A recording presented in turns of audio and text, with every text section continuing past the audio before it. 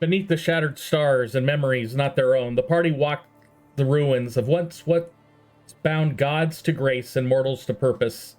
They stood before Elandor, the forgotten herald whose voice cut like moonlight through the veiled time.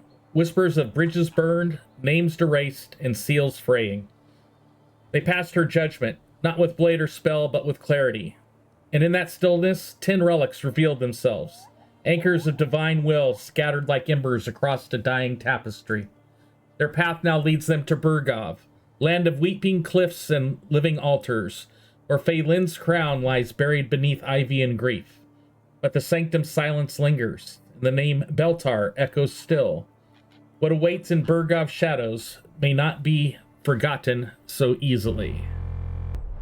And I now have you guys up there.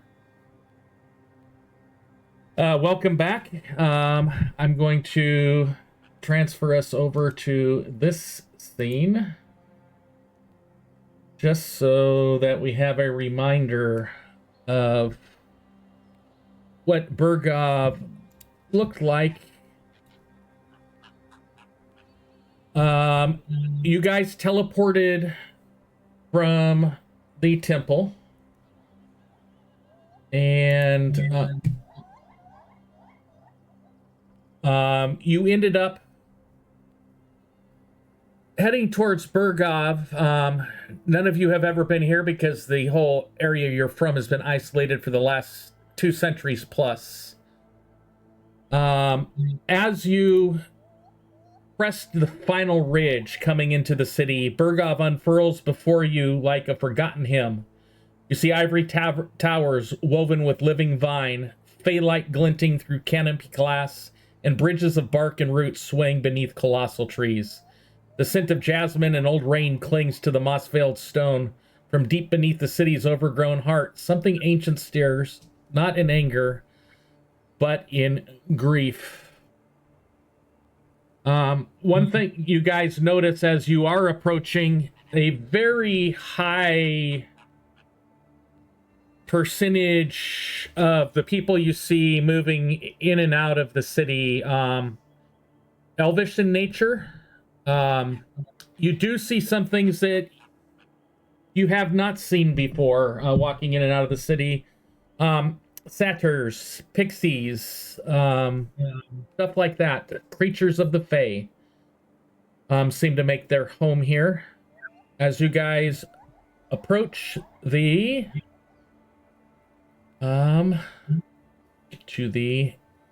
gates, you guys are approaching the primary city gate, which is called the Moor Gate. And as you approach, you notice that everybody is being stopped. There's like little gate booth there as you approach. Any discussion or anything before you guys head up to the gate? I stop and think. I probably haven't read any histories of the world before we got sealed off, have I? At least not like geographical ones. You can go ahead and roll a recall knowledge. What specific thing are you trying to think about? Trying to think if I've ever heard of this place before or anything about it. Okay. Based off of your basic action macro recall knowledge, I will flavor that. And I do need to do. Well, before I do that, I'm gonna. Malith seems like a knowledgeable guy, right? Yes, he does. I think I want to ask Malith because this isn't necessarily my specific area. All right. So I'm gonna ask Malith what he knows about, if he knows anything about this place. All right. And let me. Yeah, go ahead, Malith. We'll let you. What would that be? Society.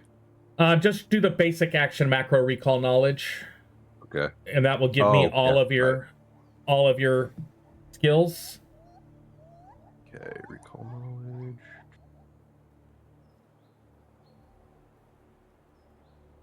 There we go.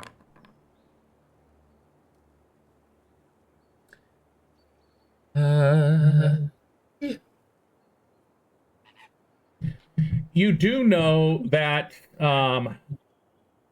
what you do remember, Malith, is that you do know the general location of where Bergav is in relation to the rest of the world. It is actually south of where you guys were in the Outcast Isles.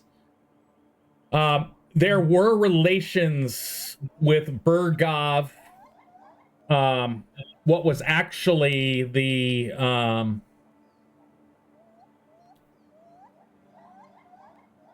kingdom. You don't know if it's the current kingdom, but there were relations with the kingdom that was Lorinthia. I'll put that in chat.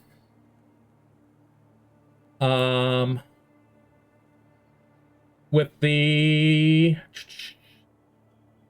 king, that was engaged to the king of Konda's sister at some time just prior to the rising. That kingdom was called Lorinthia. His capital was Bergav. And that's about all that you remember about anything about this area. It's not something that you would have done a lot of research on because your isle's been totally isolated. It's just that little hook that's there does hinge in your memory a little bit. All right. Yeah, we've traveled very far in a very short amount of time. That is what I can say about this place. And if you were, let's just say you were in Konda, it's about 870 miles away from Konda. Which is about 2 to 3 times the distance between any points in the Outcast Isles. Okay, so I'm just trying to think about how many days travel that would be. Um, Probably doesn't really matter. I'm not sure if we'd really have a context for that. You probably would not have a context. You do know that if you had a crystal ship, that would probably take you 9 days worth of travel. If you had a regular ship, probably 18 to 24 days on a ship. Yeah. Nilkar will just point out, you know what? We know nothing of this culture. We should be careful not to trip over any strange taboos. Yeah.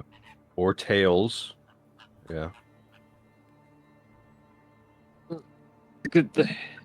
Yeah, it's a good thing we got transported over here then.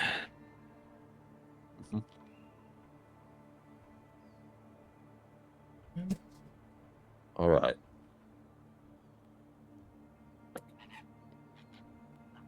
So I guess just looking around, taking it all in.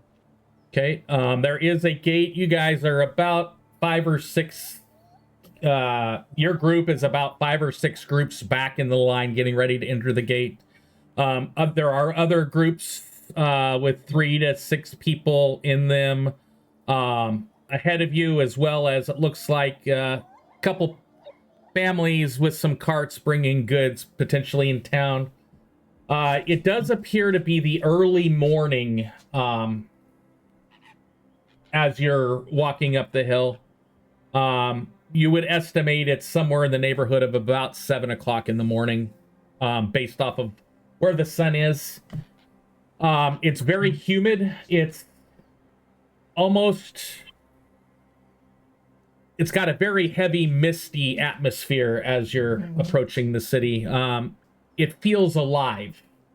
A lot more growth here than anywhere else in that you've seen in the Outcast Isles, except possibly in the jungle areas of the Outcast Isles. Yeah, I'm imagining a temperate rainforest druid utopia. Yeah. At least in appearance. Yes. as the queue goes up, you do notice there is what appears to be a higher ranking individual at the gate as well as a lower ranking one. The higher ranking one is a male. Does appear to be elven, very tall and lank. Appears to be much older. And then there a female who's the one that's actually riding as every party is entering the gates. As you get there, entering, I made a note for what has to happen when we enter here. Just a matter of, as I was waiting, I closed a bunch of my notes. Here's the note. I've got it up. The party approaches the towering alabaster gates. The air is kind of cold and still. You do hear wind chimes made from bone wood and crystal ringing in the breeze. Their tones are harmonic but unnerving at the same time. The walls of the gates are smooth, root-veined with white stone inscribed with ancient elven words and guarded by figures in silver-threaded cloaks bearing sunless sigils. The narrow path leads directly to a triform gatehouse, part stone, part living root, and part crystal growth. As you actually make it up to the next in the queue, you see the two that you saw before, and there are 4 others sitting within the gatehouse for a total of 6. The male elven guard steps forward, his voice neutral and clipped but firm. You stand before the city of Bergav, part of the old ways and last bastion of the Saraltan grace. Entry is not freely granted. We ask your names, your purpose, and your silence on matters beyond our forest veil. Submit your arms for binding and your intentions for record.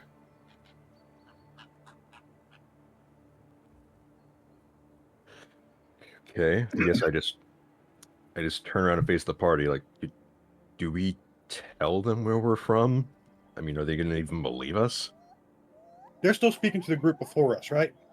Yeah, we'll say they're talking to the group before you, and you overhear what they're asking every group coming through now.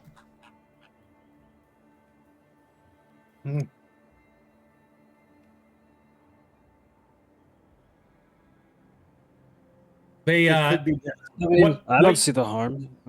what you guys see is happening is that the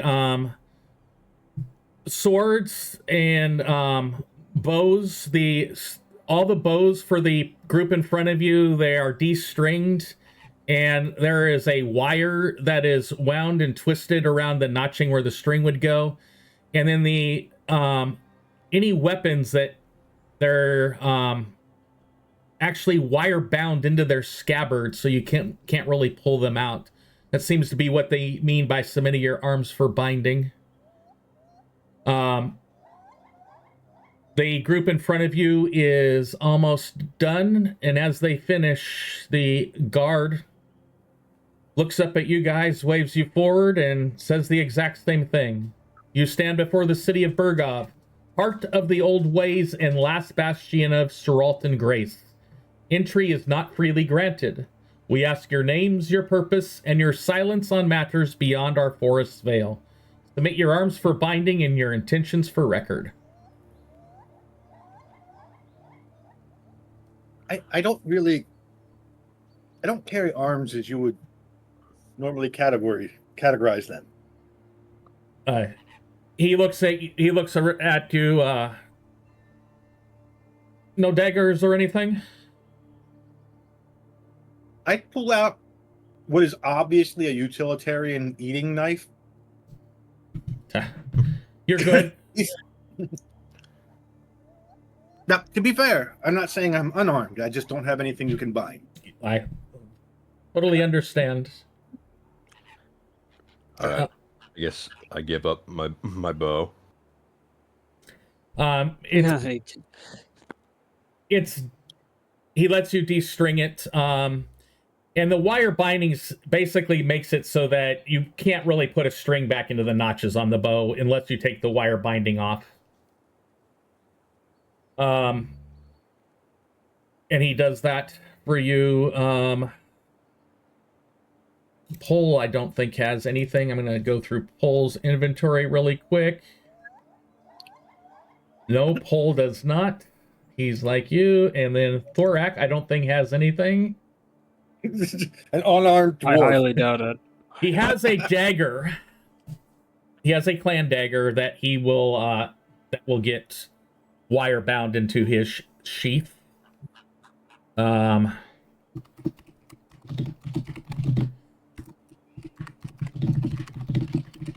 No, I'll just say what Thorak was going to say anyways. It's a good thing that I don't have arms. Weapon arms. And we'll say Thorak is kind of in the back, and as he comes up to the front, the guard looks at him very questioningly, as in, we don't see dwarfs around here very often, like 1 to 2 a year. Have you ever been to Bergav before? No, Should we- we're first timers. Yes, no. Well, then I'll give you the extra spiel here. We wire bind all our weapons with the silver wire. And you see, as he finishes the binding, there's a clasp put on him, etched with the seal of the city. You may carry your weapons throughout town, but if a guard sees a weapon that is not bound, expect some time in our penitentiary. You have 24 hours from the time you arrive to report your place of lodging to any gatepost or outpost guard, and it will be noted in the ledger. That's going to be someone else's job. That's gonna be... Visitors must appear daily by 10 a.m. to check in to confirm your weapon wrap integrity. Failure to check in results in magical tracking and or expulsion. After 3 days, you show good intent. Those check-ins will no longer be required. And since you are new to the area, you may not know that Bergav, let's say, is protected. I will. It's protected by what we call the Verdant Veil. And I will put that in chat for you. Oops, I thought I hit copy. I did not. So I'm going to try it again. So Control A, Control V. The veil is an enchantment that enfolds the city of Bergav in living magic. It's woven of a ritual of nature magics sung by our Council of Roots. It's a responsive, semi-sentient lattice of natural and divine essence.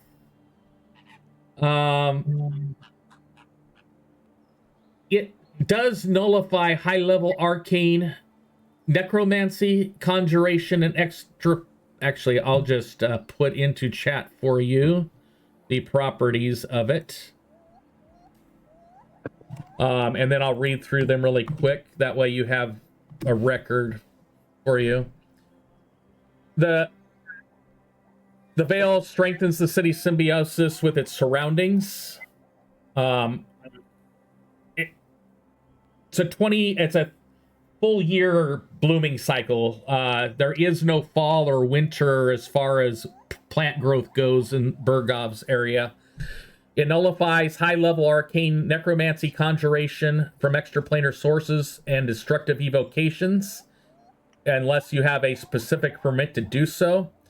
Any arcane spell will feel sluggish. It will take, if you cast it during a round, it will not take effect until the beginning of the following round.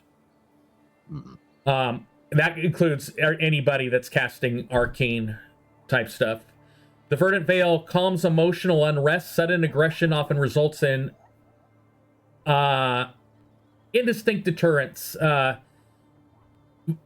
Vines will slowly grab you if you're trying to rush towards somebody. The mist will blind you if you're, type of things.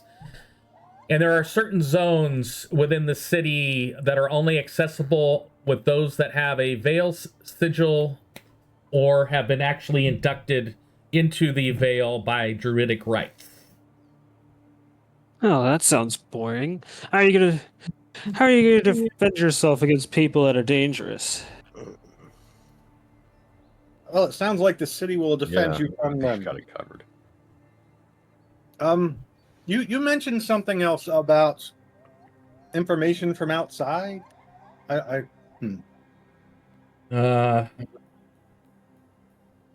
The older one,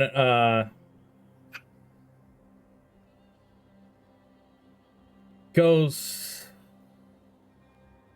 yes, our current council is, we're isolationist in nature, and it would disturb the residents if, information from outside our local region is brought in. How long has that policy been in place? Over 100 years. Oh my. Well, I'm glad you're welcoming us at all. Are we restricted from learning about your people and your history? Oh, definitely not. There are plenty of places to learn within the city. We have the colleges and conservatories. There's 5 of them throughout the city.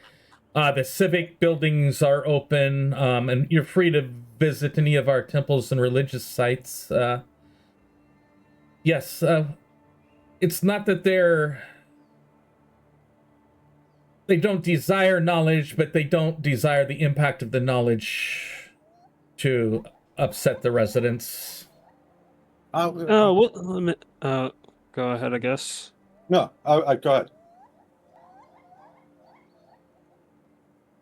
All right.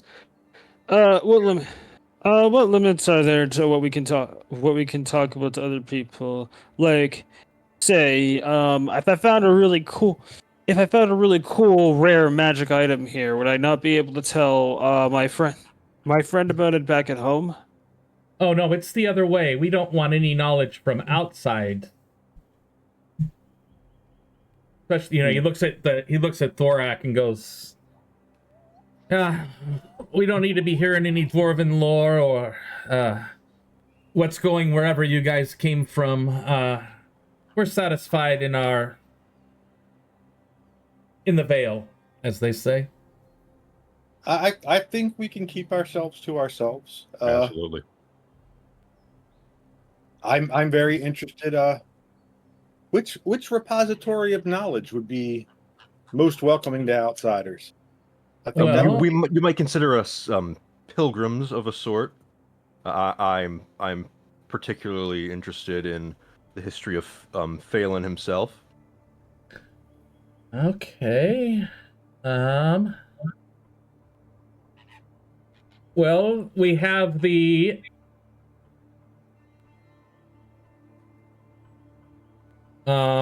Golden Oak Reliquary, which is in the Gladeheart Spires district, which is actually a sanctuary built specifically for the worship of Phelan. You can't miss it. It is the large oak tree on the north bank of the river that flows through town.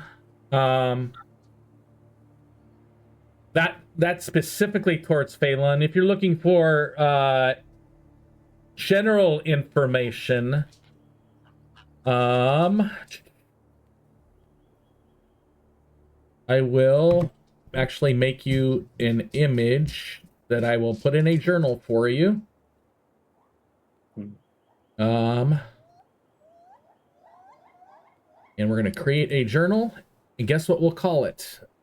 Bergav. So create a journal. Bergav. We will give you guys group 4 viewing permission of it. On. Here we go. One more. And I'll click Save Changes. Then I'm going to add a page, and I am going to call this Civic Lore Houses. And I will paste the image. And I'll click Save and see if you guys can see that. Nope, I've got to give you permission to it. Actually, if I go back here, and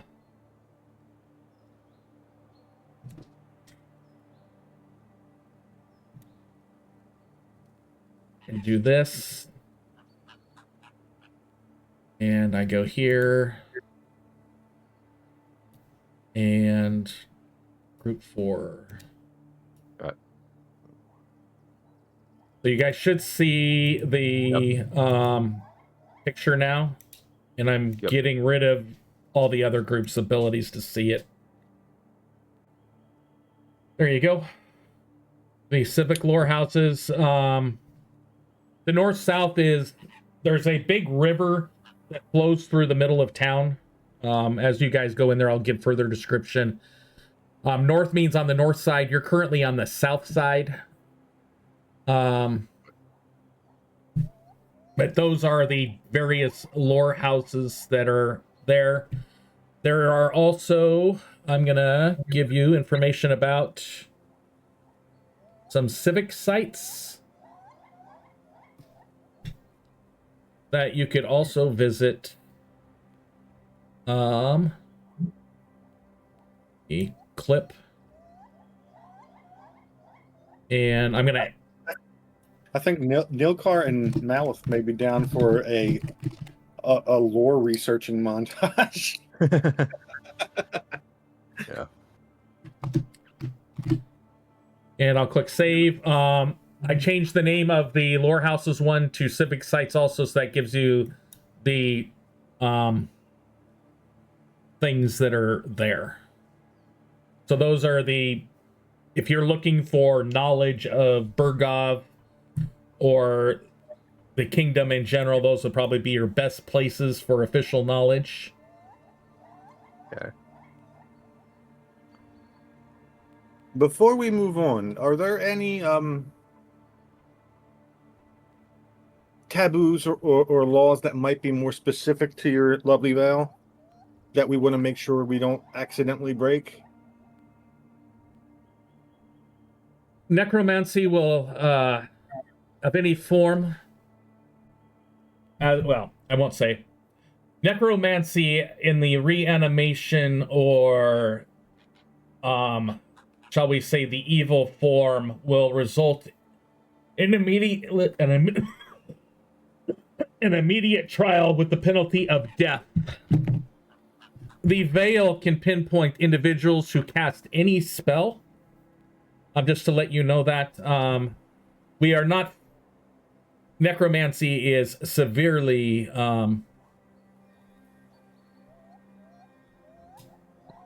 taboo. But okay. No. And I'll go back. Harsh. Yeah, so if we go back and look at the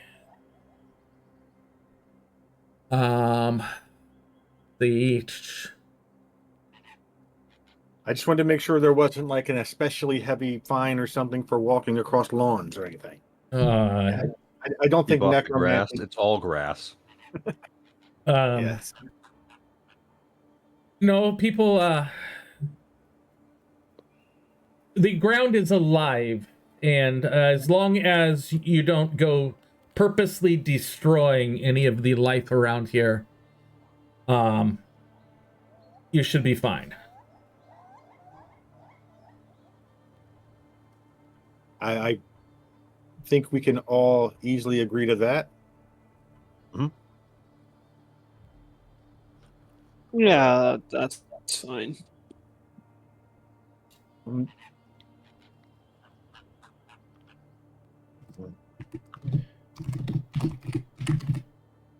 Okay. Right. Again, reminder that you have 24 hours to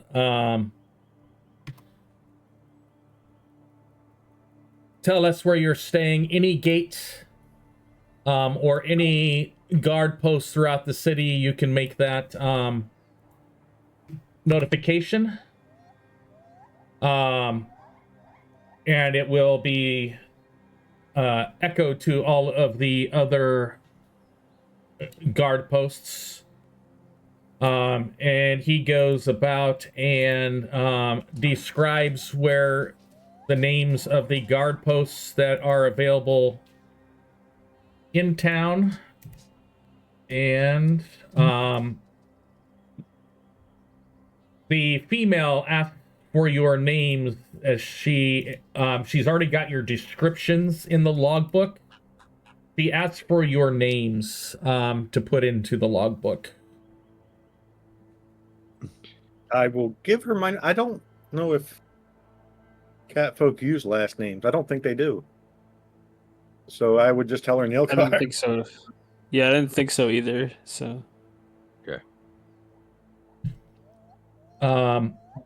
As you guys are telling your names, you see the entry that she has in the ledger.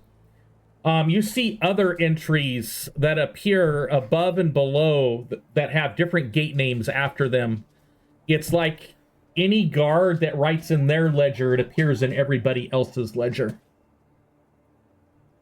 Okay. When I introduce myself, I'll say Malith Yellowbirch of Lombardo, and then just eye them, see if that invokes any sort of reaction from them.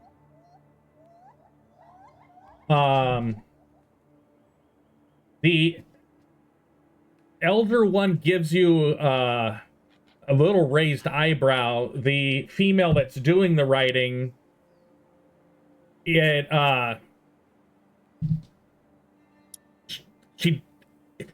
just writes it down, no evidence whatsoever of any thing in it, but you could definitely tell that the elder guard is taken aback a little bit with that mention. All right, I'll just let that stew. I'm not going to say anything else about that.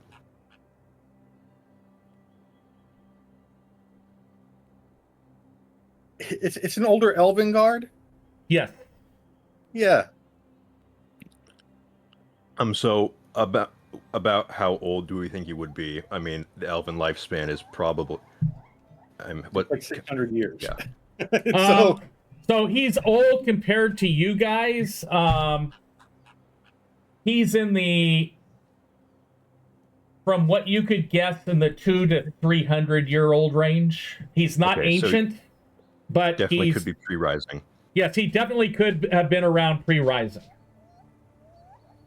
All right. That or he lived a real hard life.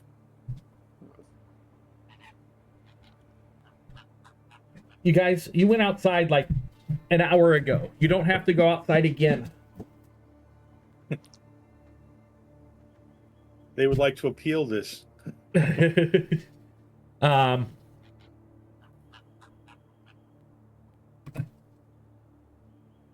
And Right.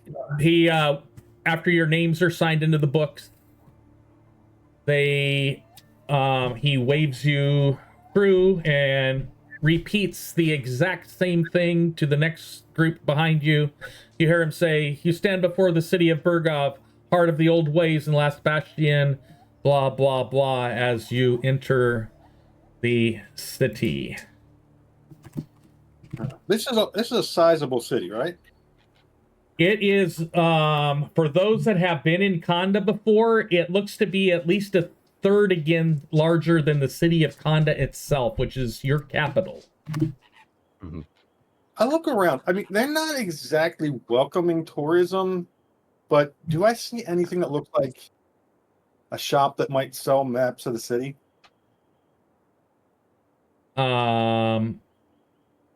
You do see several shops on the as you go in. You click save and configure ownership. You guys are on the south side currently, and I'm slowly.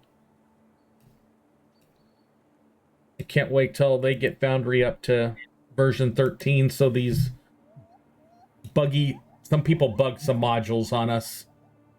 I gave you a list of shops that are available. On the south side, you have the Thorn and Antler, the Root Binder Forge, and the Worm Root Works. Hello. Nothing specifically. You could tell that they're shops by the signage out front, and that they have people going in and out, going in with nothing and coming out with stuff in their hands. Nothing specifically that says, "Hey, this is a map shop." I wasn't even thinking map shop. I was thinking like novelty goods shop, really, a tourist shop. But that might not be something they do. The closest would probably be the Glimmer, be on that north bank, the Glimmer Bark Atelier. That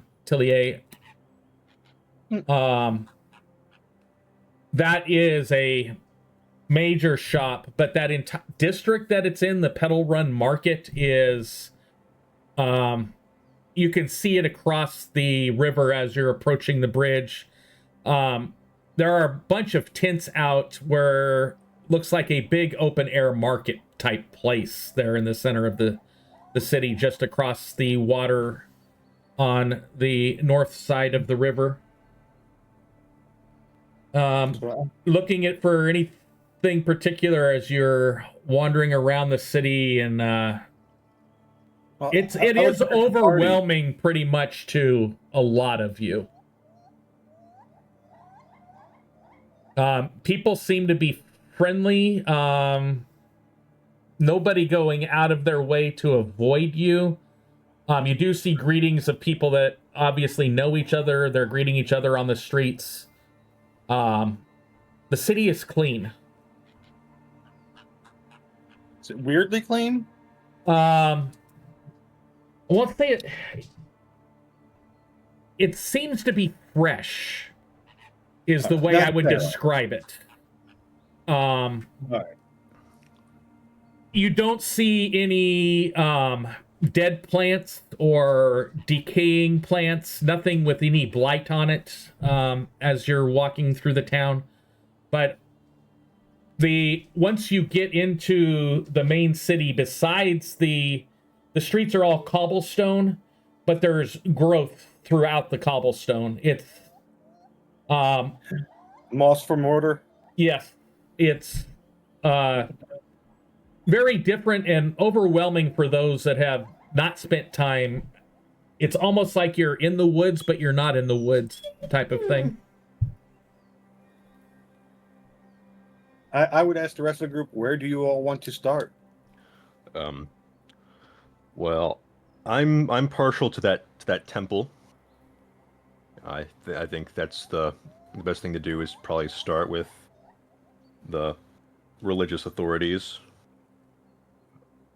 Oh, yawn. Personally, I would want to start with more general knowledge. I'd love to get a feel for the place's recent history, so we might know what to expect when speaking to anyone. Man, you guys are really boring. Fair enough. Like, if you want to find, well, since they're not stopping us from snooping around, I might as well look around the town and see what secrets they're hiding, or see if I can fetch a good price on some lodgings. Maybe I can. Who knows? Maybe I can find where that relic is. All right. Okay, I'm gonna. So we want to split up, is what I'm hearing? I'm not sure about that. It'll be fine as long as we. Doesn't sound like you can do. It doesn't sound like you can beat people up in this place, anyways, unless you've trained for it, like I am.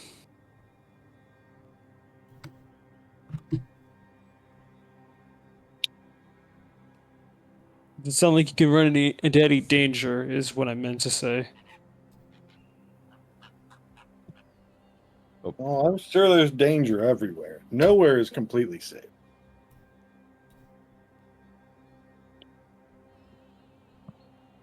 Maybe, but it'll be fine. At the first sign of danger, well, they won't be able to catch me. I think the entire city would grab you, as in the city itself. If you run into any danger, make sure it's not official.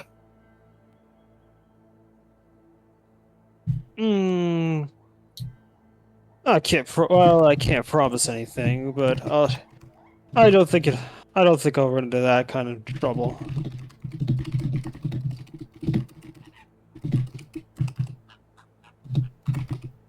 Okay. Well, I'll say, of all the knowledge repositories, I think that is written, we can wait for us. I think that we should focus on people, persons of interest, which is why I would think about the temple. I mean, we're here because the crown, the relic, has been marked by our sponsor as perhaps one of the more jeopardized at the moment.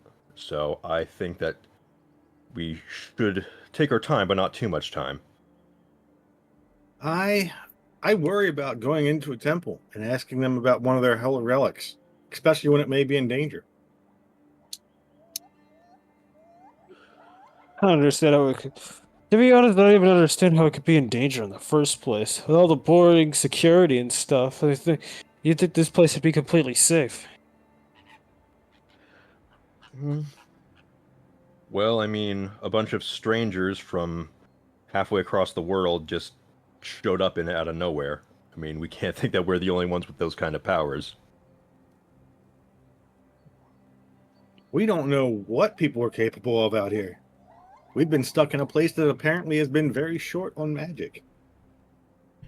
And as you mentioned that, something they said at the gate kind of rings in your head that, hey, wait a second, we just got teleported by some sort of legendary being, the avatar of her, and she was able to pull you out of an inn and specifically teleport you directly to where she was, but she teleported you to the outskirts of the city instead of inside the city. And with what they mentioned about the restrictions of the veil, it seems that she was not able to penetrate the veil with her teleportation. I would have just assumed she was trying to be polite and not get us in trouble with the law. Okay. That's the two things that one or the other. It could be both. Also. Okay. And so the spell ward, we know that it nullifies high-level arcane magic. Did he say anything about divine magic? Not specifically about that, but he did mention planar magic. Okay. So in essence, what happened? It's the You guys were in a different plane. You were in a pocket Okay. dimension, and that teleportation from that plane would not work. Okay. So yeah, that's consistent. Yeah.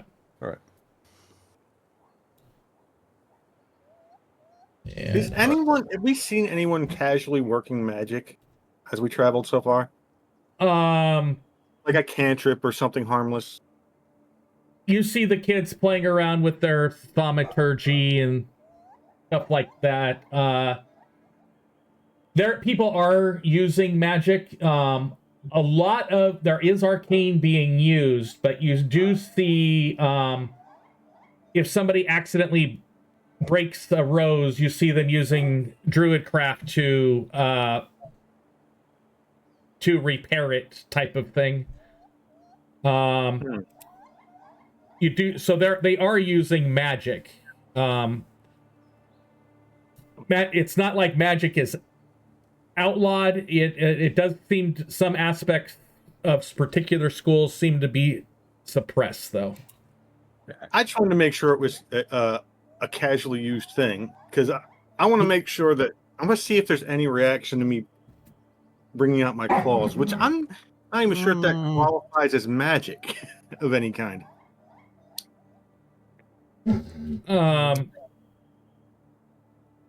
No real reaction to your claws coming out. I mean, oh crap! What's the word? His class ones, not his actually kitty claw. Oh no, no real reaction to that. Yeah, the Mindsmith ones. Okay, he just brings them out for a second and then puts them away. Make sure they work. I mean, you see, fantastical creatures walking about here. Your claws and stuff aren't really the dwarf that's walking around with you. Probably looks a little out of place. But then again, you're seeing satyrs, pixies, around as you're walking around, dryads, some other creatures you really that they look almost gnomish or halfling in nature, but you've never seen any of this type before as you've been around in the Outcast Isles. But they're walking around happy-go-lucky with the rest of the elven population that's here. I may have read about some of them because I learned Fae. Yes, so you've read about them, but probably have not met them. Oh. Because they're very few and far between in the Outcast Isles. Is anyone actually speaking Fae that I've heard? Or any language that I don't recognize? Just go ahead and roll a perception check. Be on that sheet, right? Basic action macro. You can do the seek on there. That'll be the same thing.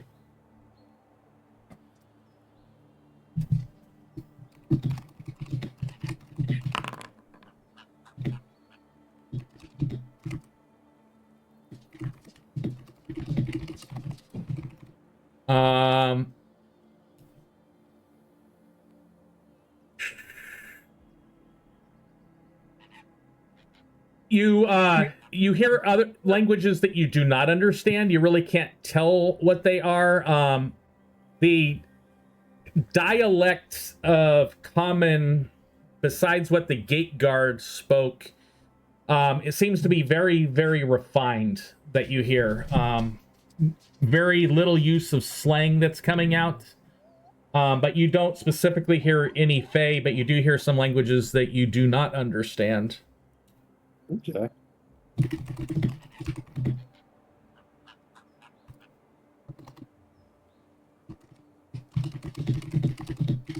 So, Jesher is going to go find trouble. Okay. I guess I can go with you to the church. Yeah, that's where I'm headed. Okay, you guys came in on the lower right-hand side of the map. That's the south side.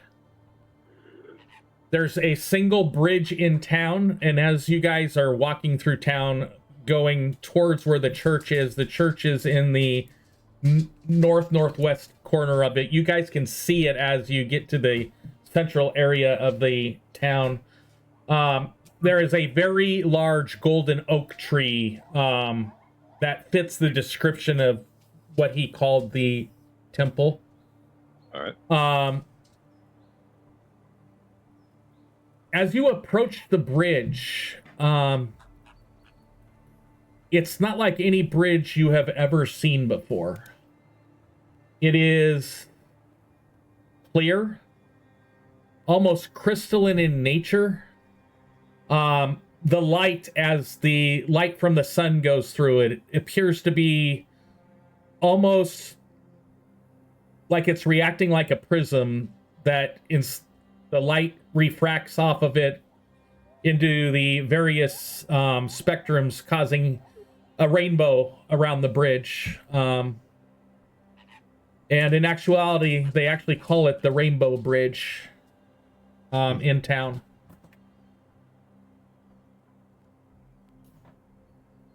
Let's get things straight. I'm not looking for trouble. It's important, practical research.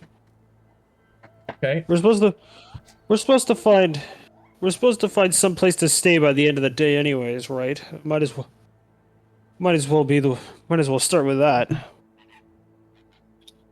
Okay, I gave you I added some more stuff to that journal that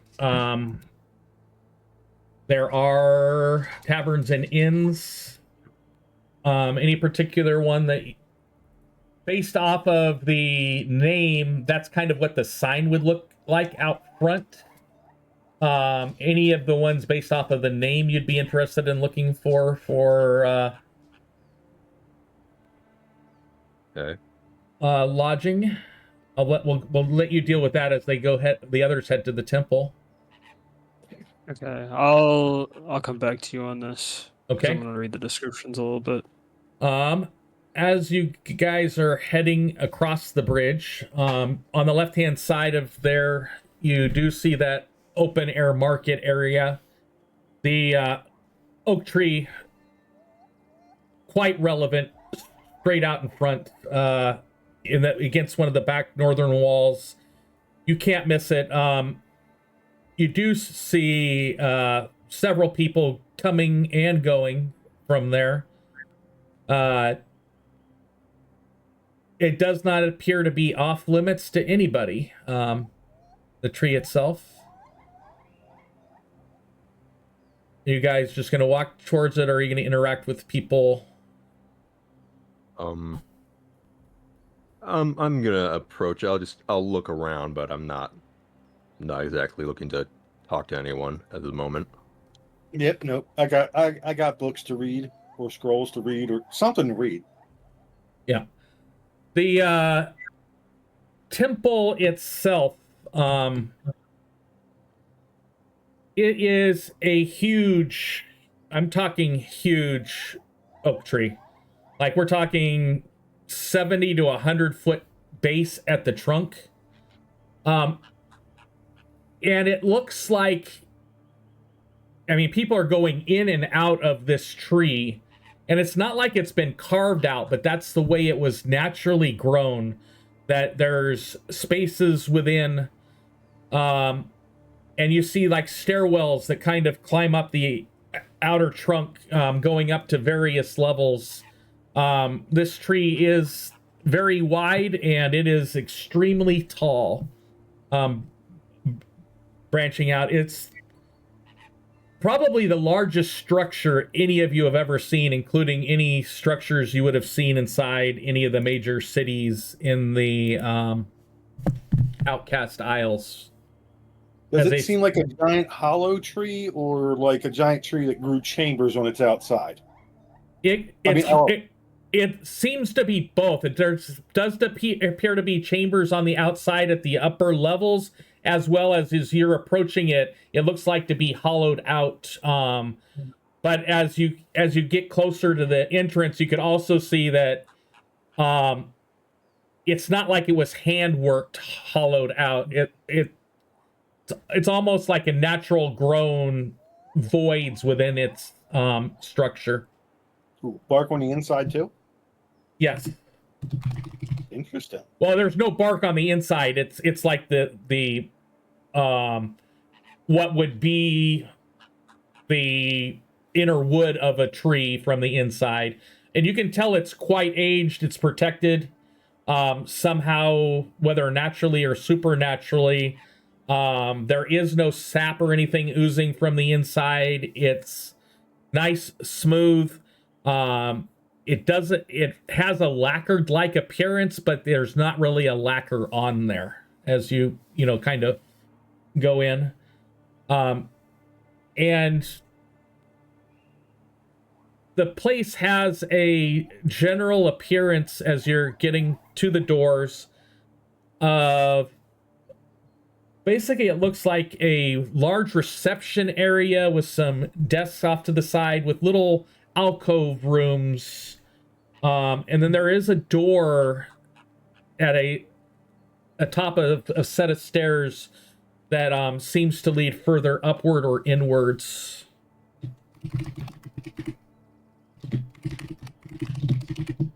Does it look like there's a reception or anything, or anyone standing around? Yes, there does.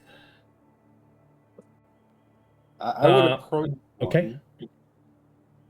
Okay, I think I'm good now. But I'll let the other members of the party finish if they want. We can. I don't mind if we do your thing first. It's a segue. All right. So, for the descriptions, Joshua would definitely want to check out Sorlar's smiling satyr first. Okay.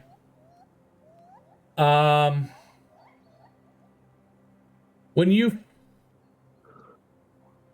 first get there, you can definitely tell why they call it smiling.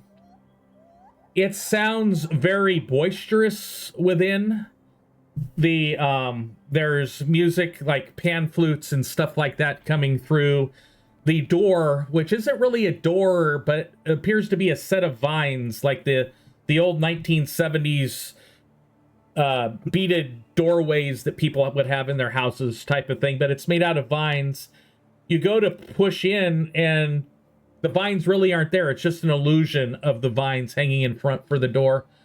As you enter, you are met by a very, very short entity. He has 3 different hats on. Let me try to get you. Actually, it's gonna suck. God, now I'm imagining that satyr from the Disney Hercules movie. Actually, you're not. The first one that meets you is not a satyr. And I thought I had an image in there. It's extremely short.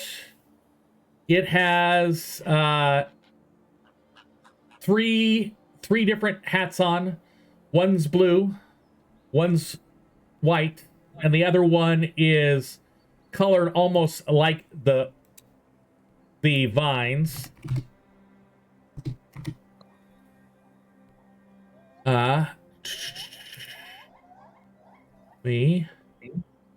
It's gotta helps if I spell things correctly.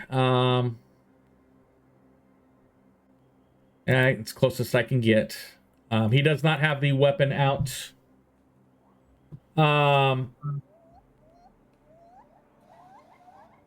are you? How can Pox help you today? You need a seat? You need some food? You need something to drink? Yeah, nah. Not right now. Not right now. Oh, maybe, but right now I'm just looking for a place to stay. You know, exploring my options. See, place seems nice. You have a, and you are, no, you're pretty finely dressed yourself. Got rooms. The finer rooms will cost you upward of a gold a night, but we do have semi-private establishments available that'll cost you 3 silver a night. You get a bed in a shared privy. The private rooms, you get a bed, a table, as well as a private privy.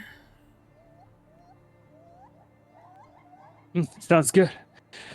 Sounds good. I'm sure. Oh, maybe not. Maybe not. My friends probably wouldn't want to stay here. But I've got a company.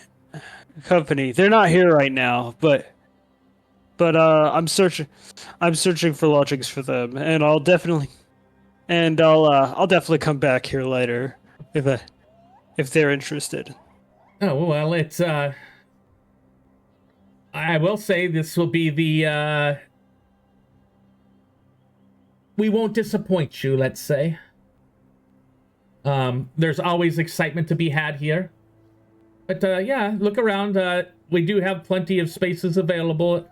They may book later towards the evening, but we currently have, 10 semi-private rooms and 3 private rooms available. Actually, wait. Maybe I can stay around a bit for a drink and some food. Okay. The food, I'll get you going on that, then I'll head back over to the food is primarily plant-based. There is animal-based food, but it is not in plethora on there. It's more basically straight up roasts and stuff like that. No fish. It seems to be some sort of, they call it stag, but you can't tell what it is. It's stag of some sort. You can't tell whether it's a deer or an elk or something like that. And then they have what appears to be some sort of pork based off of what you see looking around. And various meads and other alcoholic beverages about. Yeah. Actually, the real reason Jesher wants to stay in the tavern for a bit is because I want to gather information. Okay. And I'll let you sit and sip a drink while you gather information. All right. So I might have to find the exploration activity because. Oh wait, I forgot basic action macros exploration.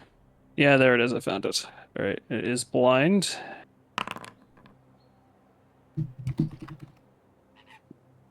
And I'm gonna click that really quick and waiting for it to show up on my screen. During the time that I'll get back to you based off of the time that you spend watching, trying to gather information, and then possibly talking. As I get these guys to the temple really quick. Mm-hmm. And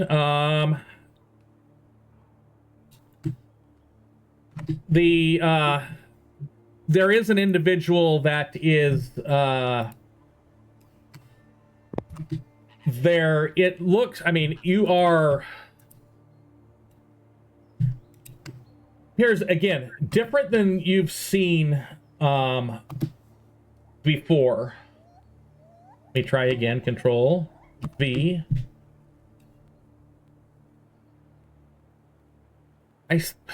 Control C.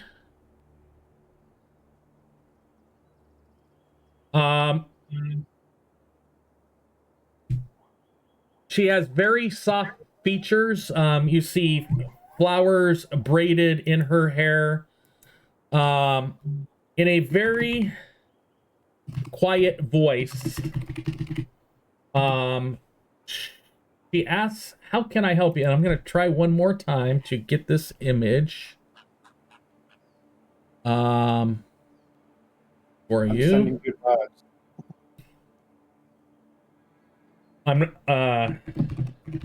I am going to not try to go Control A, Control C, and I'm just going to directly upload the images again. Ooh. I see what the issue is. There she is.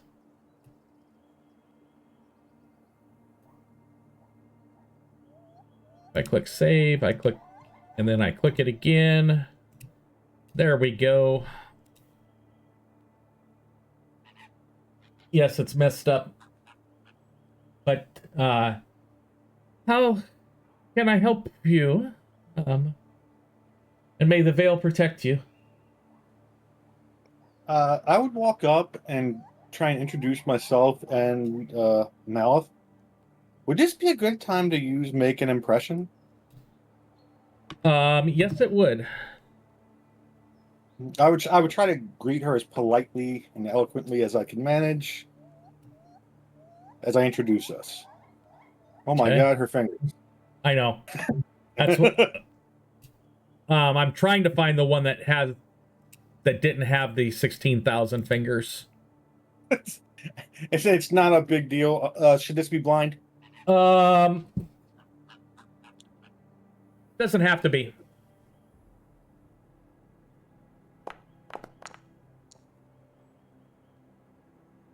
Yeah, middling roll, but I'm pretty good at it.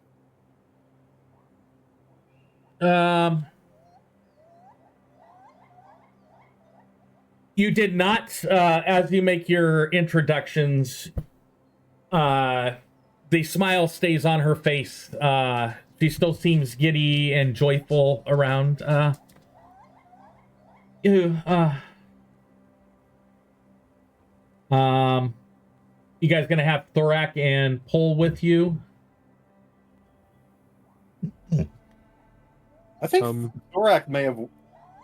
Am I the only one who thinks Thorak may have went with Jesser? Or is Yeah.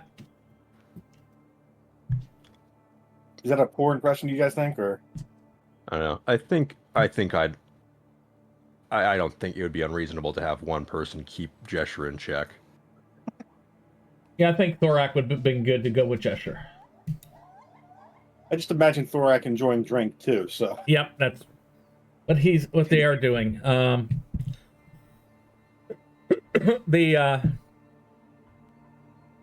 Well, nice to meet the three of you.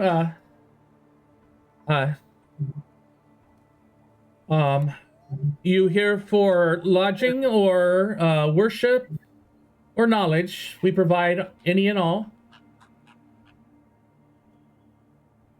after the introduction, I will motion Malith forward. Okay. Knowledge, primarily. Oh.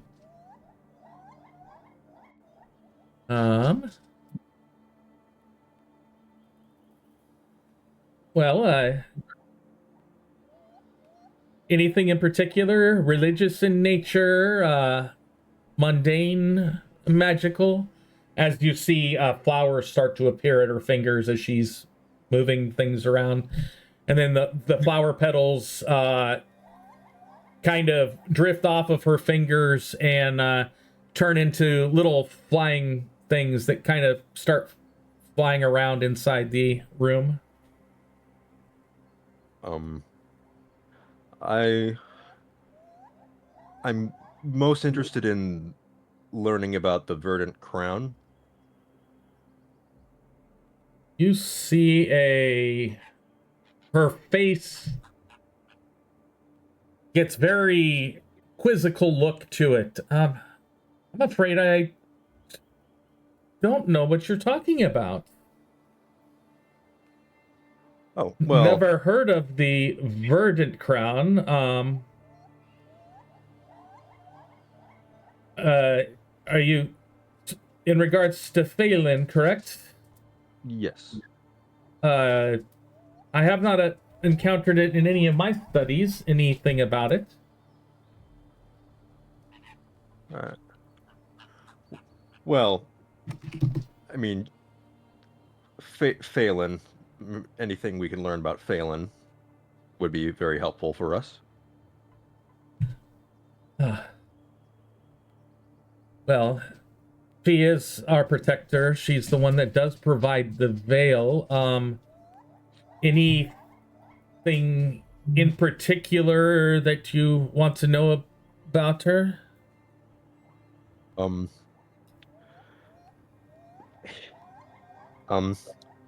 Where's History. the to just enjoy absorbing lore? Do you have books or scrolls that visitors are allowed to read? Oh, of course. Would you rather,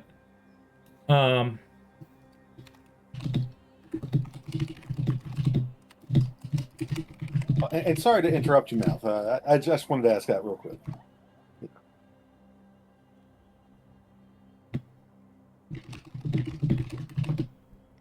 Yeah, we have books and scrolls available for general knowledge gaining. I'm afraid that we can't let them leave the premises, as they're there for everybody to peruse. Anything in particular that you're looking for, or just general knowledge about Phelan? Real quick. So did I hear right? Did she refer to Phelan as a she? Yes. All right. Because the document says he. So is that a discrepancy that I would take note of, or? It's something that you would recognize that there is a discrepancy. Okay. From what you have read previously, it's different than what you have read previously. She did say she. Do you have a chronicle of this temple's history? Yes, I do. I can go grab that for you. I look around. All right. Where would be a good place to sit out of other people's way? You're free to use one of the meditation rooms, and she points you to any of the alcove rooms that are off to the side that are there. No, I looked at Malith. Any books in particular you can think of? I mean, I would think any history that places us around 200 years ago.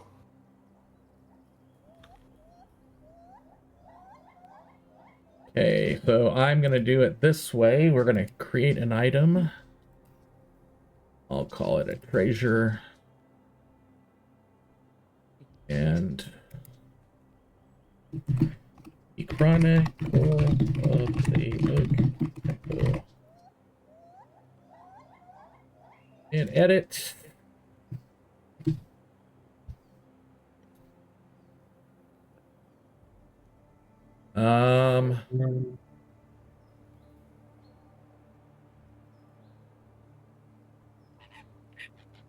Want to make sure I don't have any of the secrets in what I just copied and pasted to you.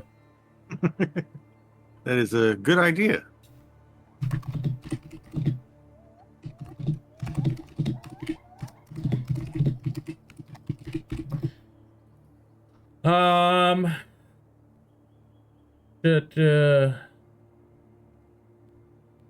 Nope, I don't see anything. Let me click save, and then I will give you both a copy of it. Control A, Control edit. Control A, Control V. Click save. Nope. Control A, Control X. Go to HTML mode, and then hit Control V. There we go. And save. I am going to put 2 copies of it in your party stash to peruse. So I gotta actually go to the stash. It's in the treasure area, and it is called Chronicle of the Oak Temple. I am proud. I remembered where it was.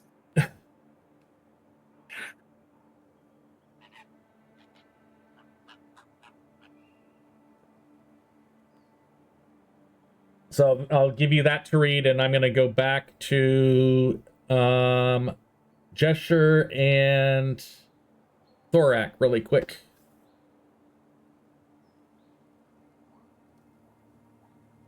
So that's if Gesture's back. Yeah, I'm here. Okay. All right.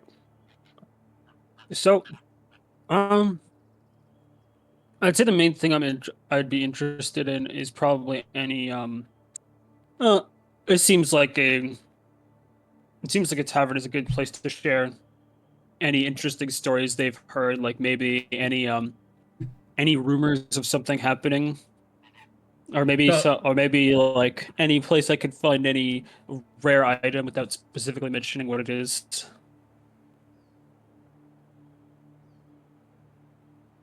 The general stuff that you get just by listening around,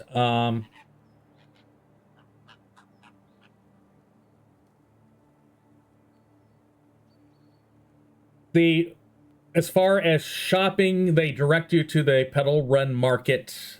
If you're after wares, they tell you not to haggle too hard there.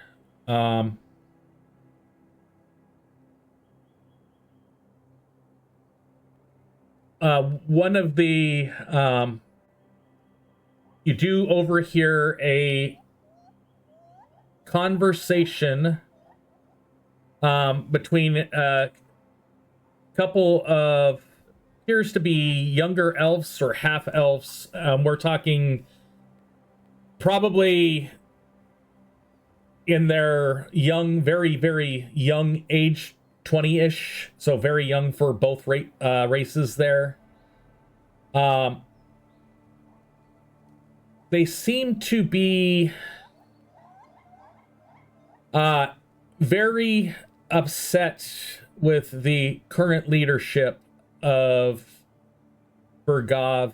You hear them saying that there needs to be more young blood on the council, that the ancient ones are stifling progress and growth.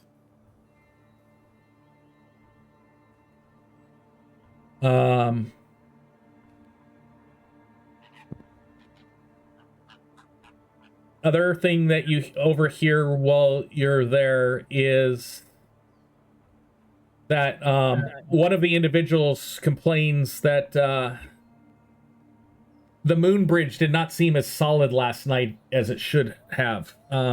Something's happening with it.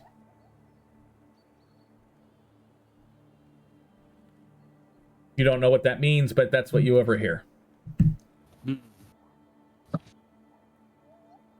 Yeah, I think I overheard that the other players were crossing a rainbow bridge, but I didn't hear anything about a moon bridge.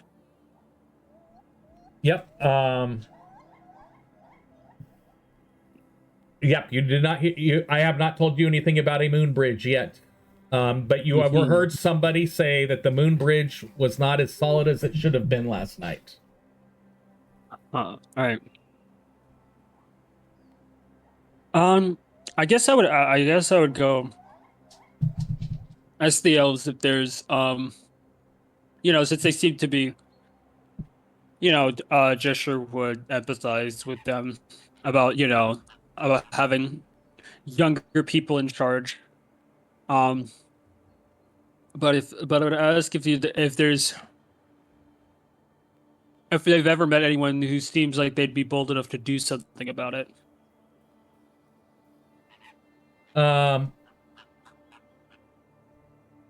you see these younger, we'll call them kids, look back and forth to each other, then kind of look at you, and I am going to come on, gotta be on the right thing before I can do that. I am just going to do it this way. Yeah. I would probably end it. I'd probably end that statement. I'd probably end the statement by saying, I didn't learn. No, I didn't learn. I didn't retain a whole lot of information from my classes, but one of my teachers always told me to be the change you want to see. Right? One of the few things. It's one of the few things I still live by. Okay.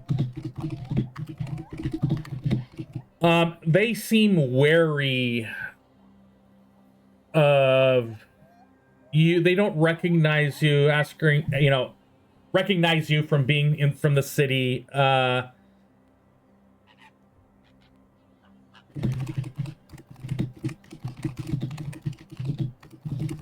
But yeah, I agree. With change is needed.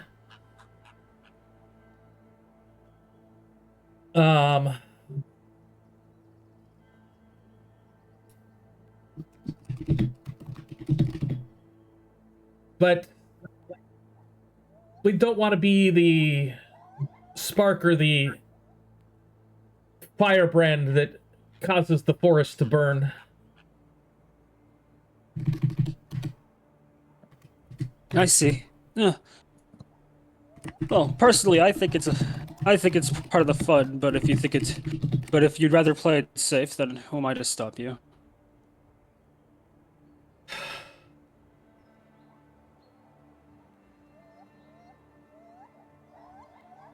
Well, the canopy shelters us, yes, but definitely some branches have gone dry.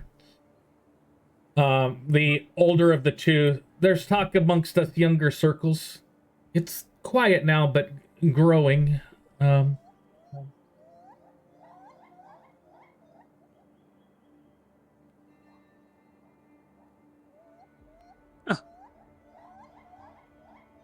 that's interesting. Well, that's interesting.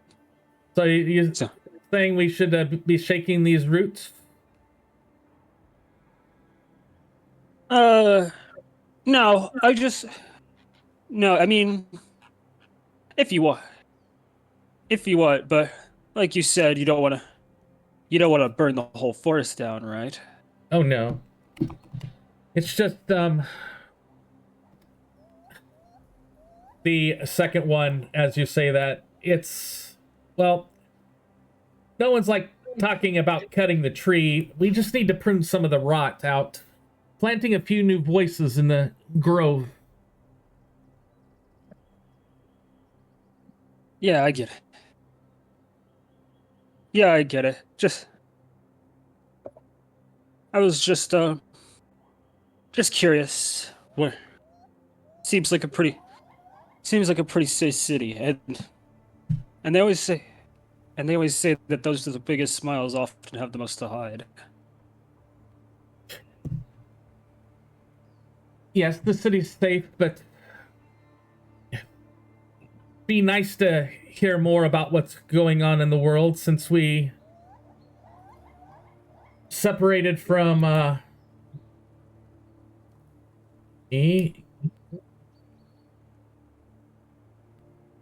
Sakharum 2 centuries ago. Our subcontinent has been isolated from the rest of the world, not by that horrendous boundary that went up around the Outcast Isles, but by personal animosity and hatred after the fall of the last kingdom here.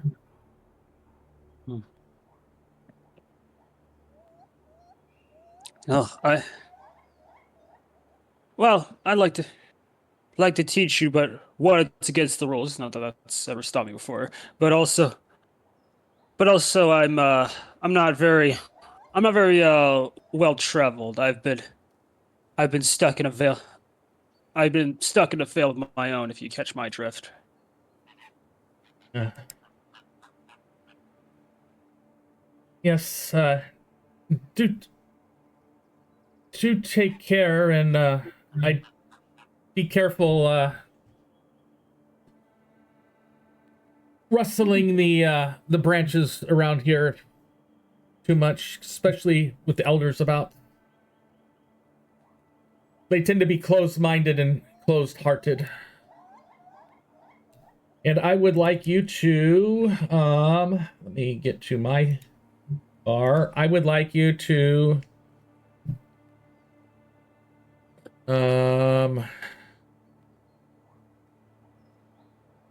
actually, I'll do it this way.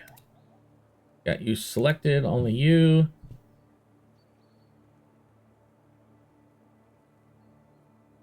And control.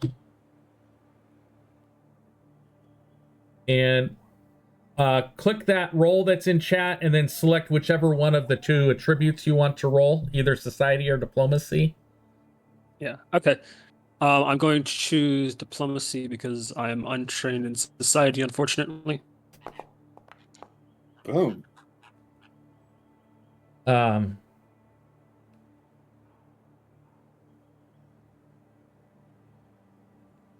With that, the younger one leans in. My name's Calvin. And I'm going to put that name in chat for you. And he whispers to you, there is a root circle forming. Quiet for now, but not aimless. A few of us have been watching the elder ways crack beneath their own weight. And with that, he pulls back away from you, and him and his friend just go back to drinking like they haven't even been talking with you.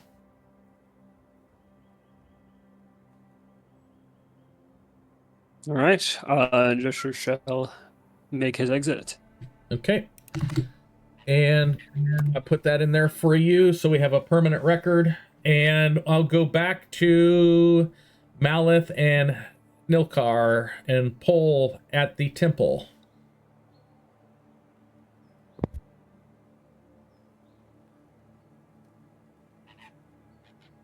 Any questions after reading the book?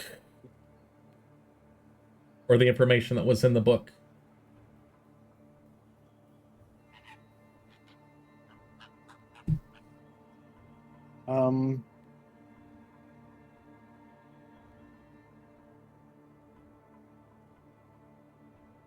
My brain is derping. Let me bring it up again real quick to spark what I read.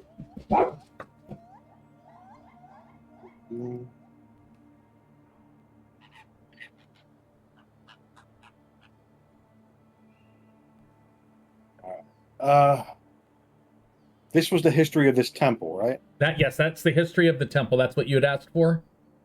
Yes, it was. And what's today's date in character?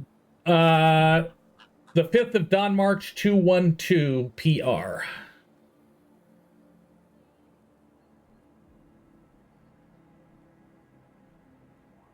All right, so this temple has definitely been around since way before. Yeah, it's over 1,000 years old.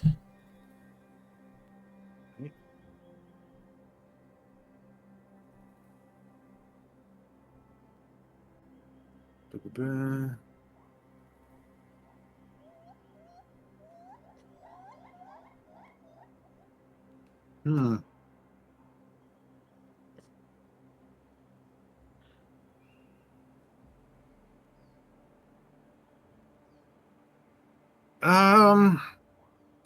Very quietly, I would mention to Malif. I'm assuming we're in the same alcove. Yeah. Yeah. It's I'm like, sorry, but it's like a reading room at a library, or especially like a college library. Yeah, I would very, very quietly say to Mouth, I tend to suspect anyone who makes a sacrifice they're unwilling to record. Yeah.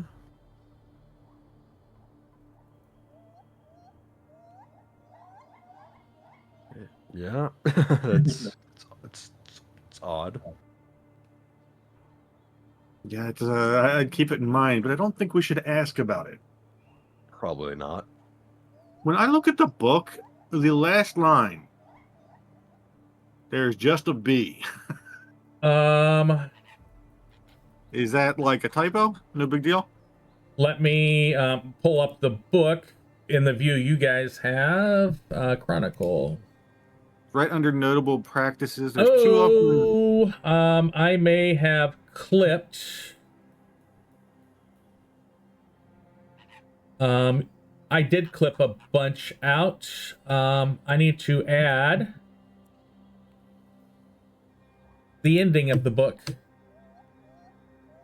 So let me click edit and go to HTML. Oh, I will allow. Oh, it should not have cut off there. I need to see what happened. You know what? The display is, I think the display is too long for an item. So I am going to click here. On it.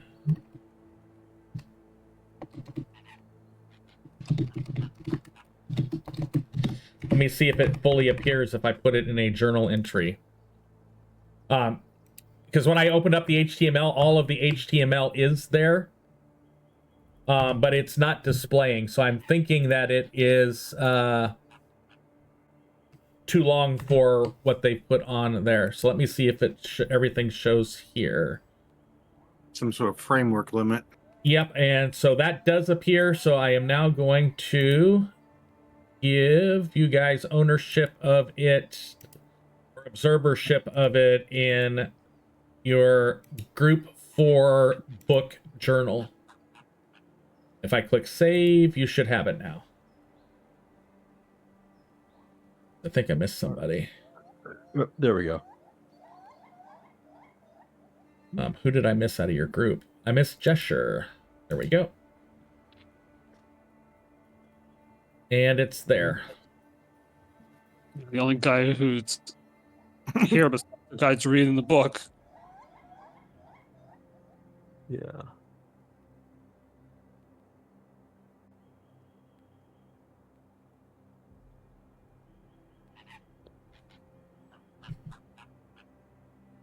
So, yep, any questions or any other further direction of research?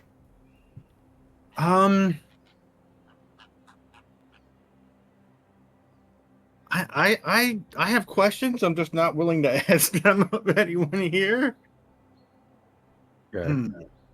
So, What do you think? This was my suggestion. What's yours? You're up next. I'm just thinking based on what I read. So the Wither Scar, did I notice anything that matches that description on our way here?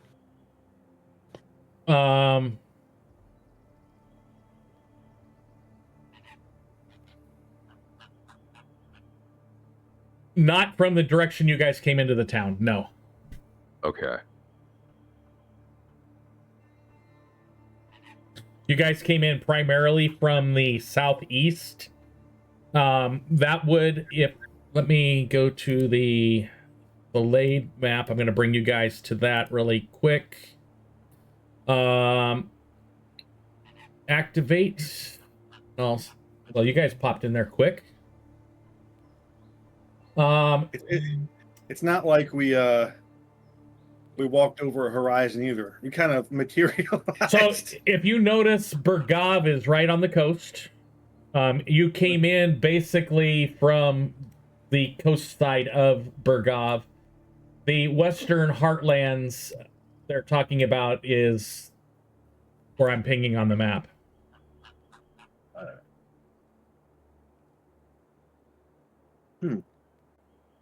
I'm interesting. Could we see, like, did they have a harbor further down near the coast in the city? There is a harbor outside of town that you probably could have seen on your way up into the city, looking Alright, back just making note of over. Yeah, there is no harbor in the city itself, but there is a harbor there. You did not see a lot of traffic from the harbor into the city, though.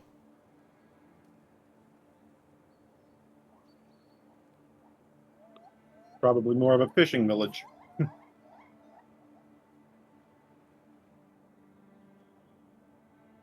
Wait, they don't even have much. Well, that was in one place. Never mind. So, Any other questions? All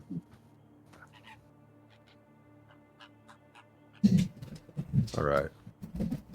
So I'm just looking at post-rising reverence. The Highleaf Thamriel Valavine oversees rituals and seasonal bindings.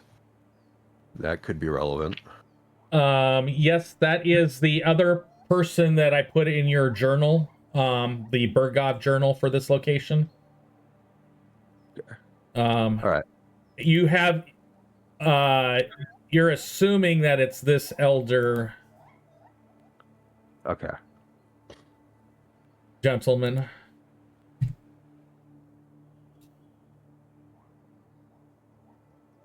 All right. Based off of what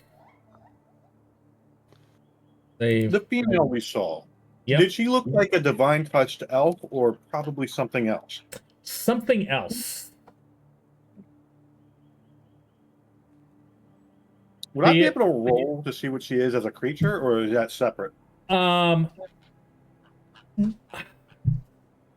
ahead and roll. Do a recall knowledge. And this is going to be a tough one. Totally fair.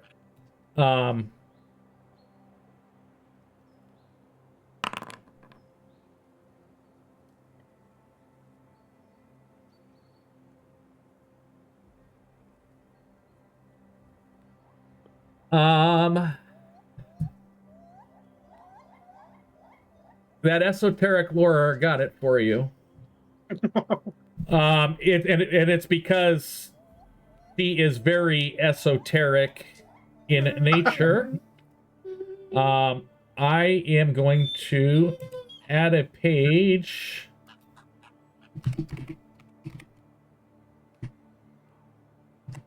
In your esoteric lore.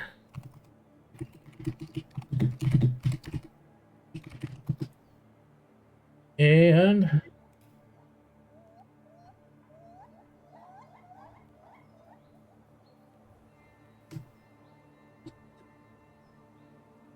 she is very, very, very young looking.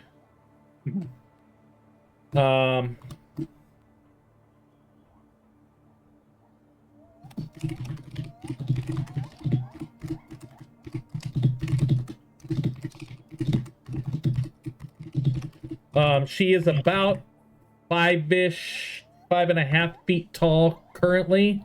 And you should see a new entry in your esoteric lore book.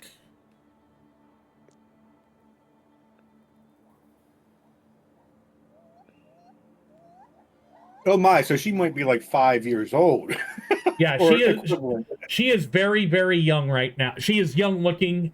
She's about 5 feet tall. You can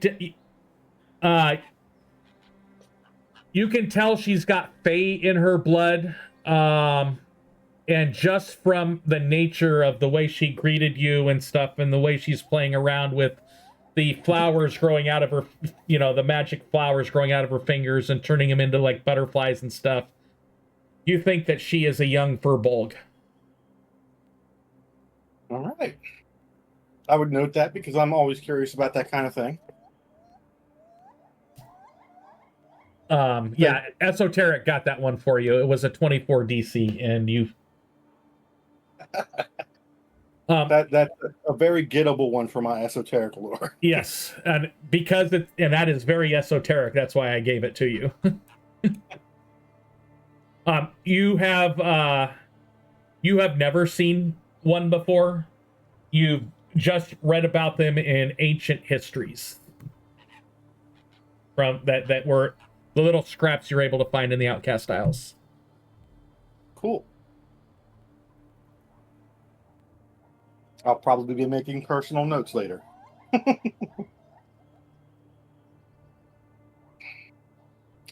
So, do you have Mal? Do you have any suggestions for what we should read next, or?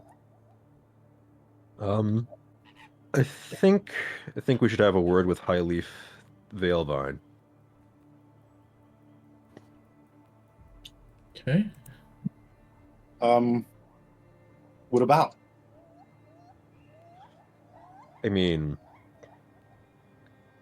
right now we're researching, trying to find relics that pertain to, a binding ritual. This guy is the one who oversees rituals in the region. Probably is of age and or experience that might be able to at least point us in the right direction.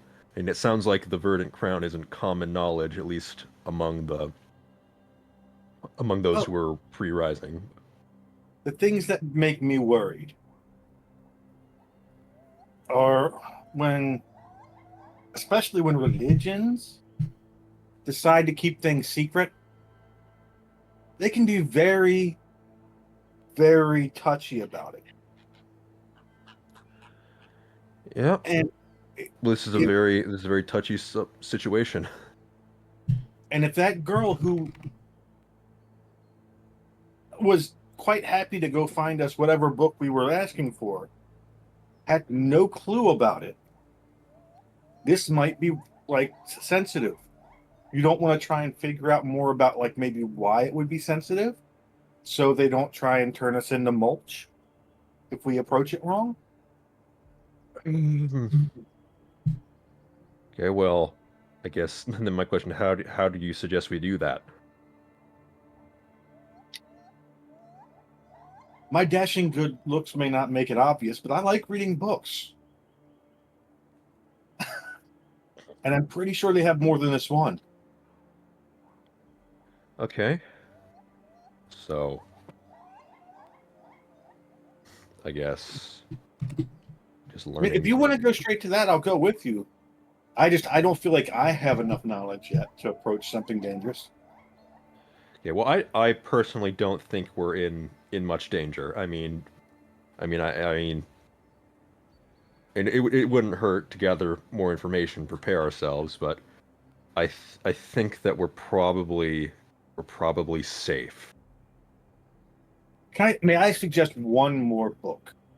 This one may even be really short. Yeah. Actually, I do want to read more about Phelan. That would be it exactly. I was going to ask if we could see their basic primer on Phelan. Yeah, I mean, I've already noticed that perhaps their depictions of their god detracts from the ones we've read about back home, at least that I've read about. So I think it would be nice to get some local history, maybe learn more about Phelan from their perspective. Yeah, then we might be more prepared to speak to someone important. Yeah. About sensitive things.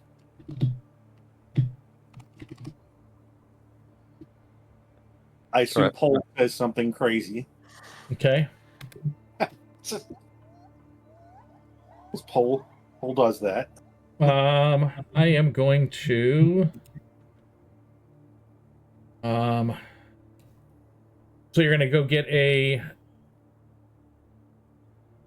another book. So I'm going to. You want a religious primer? Yeah. Are there stacks that we can walk up to, or do we need to go through a person to get? You have to go through a person to get the books, and they're more than happy to get you. I'm gonna call this FAYLEN primer. Create new page. Where's my notes?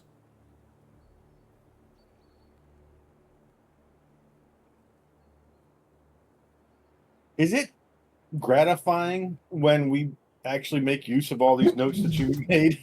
Oh yes, it is. Because when I can't sleep at night, I go and flesh out a new town or add stuff to lore. And it's I have all sorts. I've got ideas for what my next campaign type of art, totally separate from what you guys are doing. I'm thinking like 2 years down the road of what is oops, that was a mess. Oh. I need to open my convert from Markdown to HTML app again. There we go.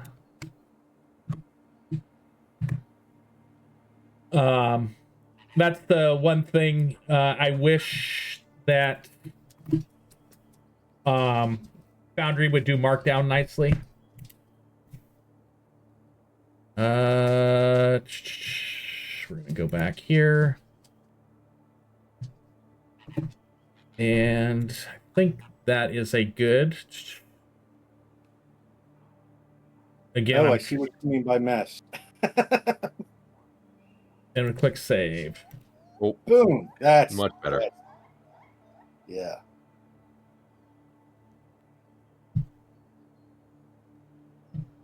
Did All right. Yeah, Phelan primer, and I'm gonna go ahead and make sure everybody has ownership of that, or observership. So that should answer some of your questions about what you had asked about. All right. Yep. Essence and duality. Yep. All right. Yeah. So. Got it. Yeah. Use the shoot. Okay. All right. Let's see. Articles of faith. Huh. It does say tread lightly, speak softly. That might be a bit of a hint. Let's see. Let's look at, okay, holy rites.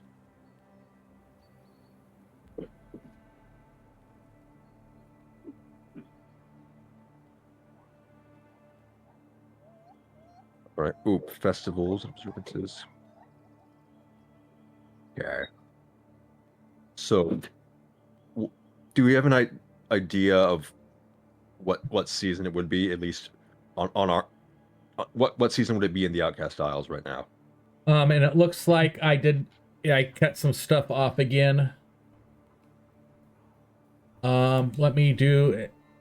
Oh, I see. I didn't copy everything from my little mini app here. So I'm going to click edit. I'm going to go Control A, Control V. In the Outcast Isles, you have, I'll call it Sprummer, spring, summer, Okay. 300 or 160 days a year.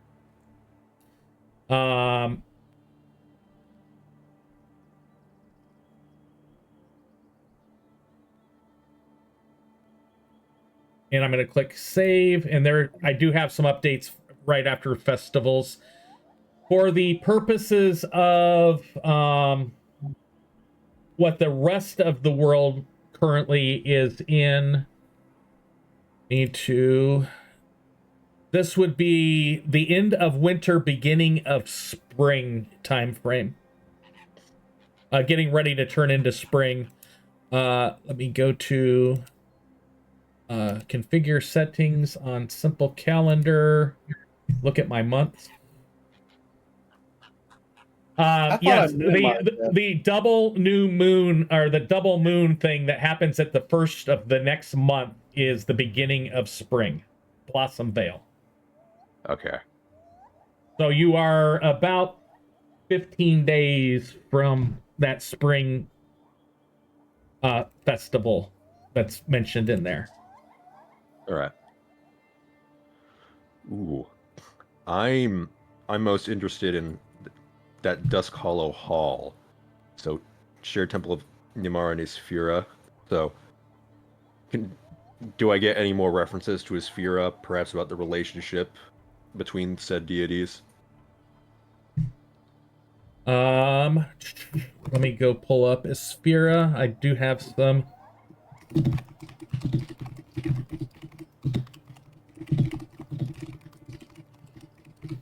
And you know, Isfira is the god related to the deity related to cold winter. The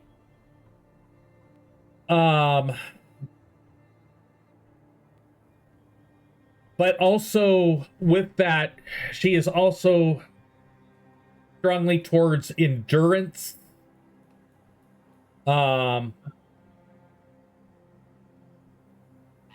Ice can be used as a method of preservation. That's where Isfira would come into play. Nymira is the patron of grief and death, one of them. So between the three of them, you have preservation, life, and death pulled together. All right. Let's see. Yeah. Here we go. I'll put this in chat. It's marked down, but it will have to do. For that specific question, the shared philosophies, death is not an end, stillness has shape, and decay is devotion. All right.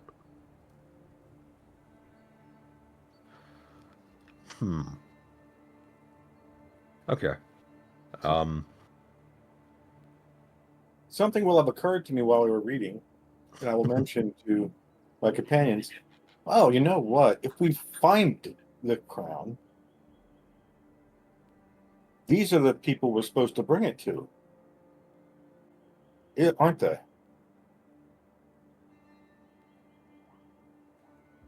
I would hope so. I mean, assuming this is a real and true sanctified temple, these would be the nearest people that we could bring the crown to. Yep. Agreed. Real quick, that herald who sent us here, what deity were they the herald of? Arion. Yeah. Okay. Got it. So. All right. So I'm just trying not to get too meta here, but so I'm just referring to the relationship chart. So am I aware of the tension between Orion and Isfira? Oh, definitely. Okay. Everybody would be aware of that without metagaming. Okay. So I'm just gonna think about this. So I'll give you even more thinking about it. Prior to the boundary going up, the northern portions of the Outcast Isles did have a strong Isfira contingent, because they are very north on the continent, and you would expect them to be frozen over, same latitudes as some of the frostlands over there. But when the boundary came up, that got Isfira was basically pushed out of that region. Okay. So there is definitely some tension between Arion with the Outcast Isles and Isfira there. Okay.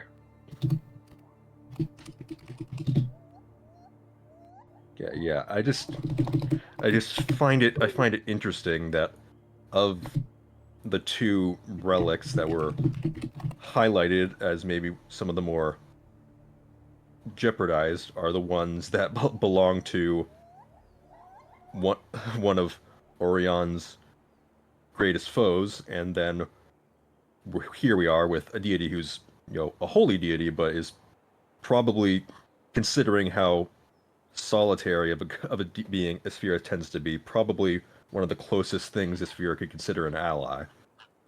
I'm just wondering, were we sent here because of the state of the relics, or were we sent here because of the state of the deities? I mean, we have to consider that the person who sent us, I mean, the forces of good can have conflicting interests.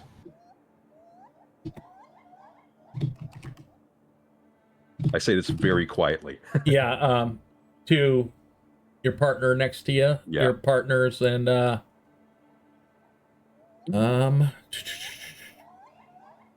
Good know. is relative.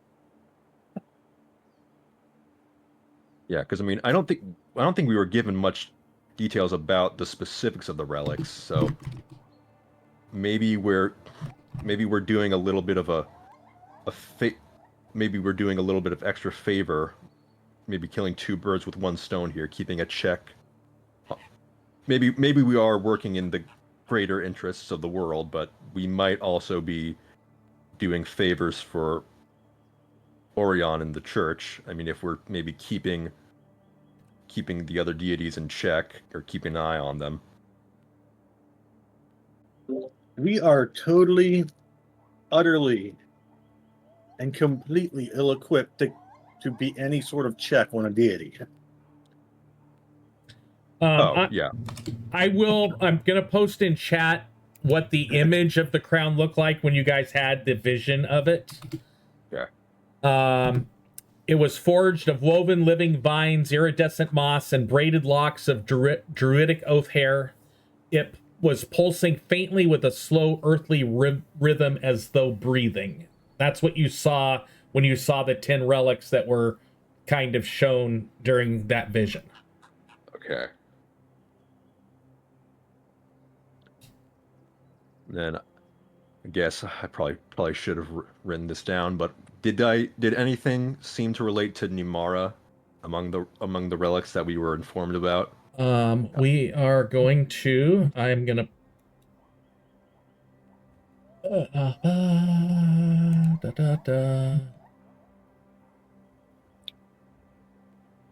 Damn it, I remember the relics better than I remember the gods. I don't know why. But my brain.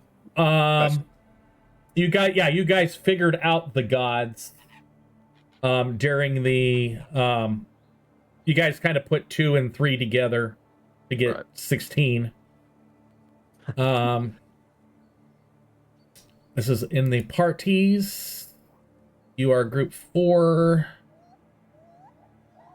and that would be the histories. Going through all of my lore notes. Yes. The relic to Nymera that you guys saw was the Still Veil Locket. Okay. You were not given any general location about it. She gave you general locations for 4 of them, but not that one. Okay. Yeah. I'm just wondering here. I mean, if perhaps we could use Nimara as maybe a point of maybe sort of a liaison between Orion and Phelan, because I imagine Phelan would be much easier to deal with than Isfara, but I mentioned that Nimara and Orion are not at odds, but Nimara is also in sort of this triangle with Phelan and Isfira, whereas Isfira is at odds with Orion. Isfira is in at least some sort of arrangement with Phelan. Well, our primary goal is to find the lost relic. Is relic's the proper term? My character would know, but I'm doubting myself. The Verdant Crown. Verdant Yeah, Crown. but are we calling them relics, or was it a different word? They are relics. Okay. Yeah, we need to find relics and get them back in the hands of their appropriate clergy. Right. I'm way over. I'm thinking way ahead of this right now. So yeah, definitely. I don't think that we need to know this. I'm just curious about how this relates to our patron, our sponsor, so to speak. I'm just imagining every wall in Malice House is a conspiracy wall with strings. Pretty much.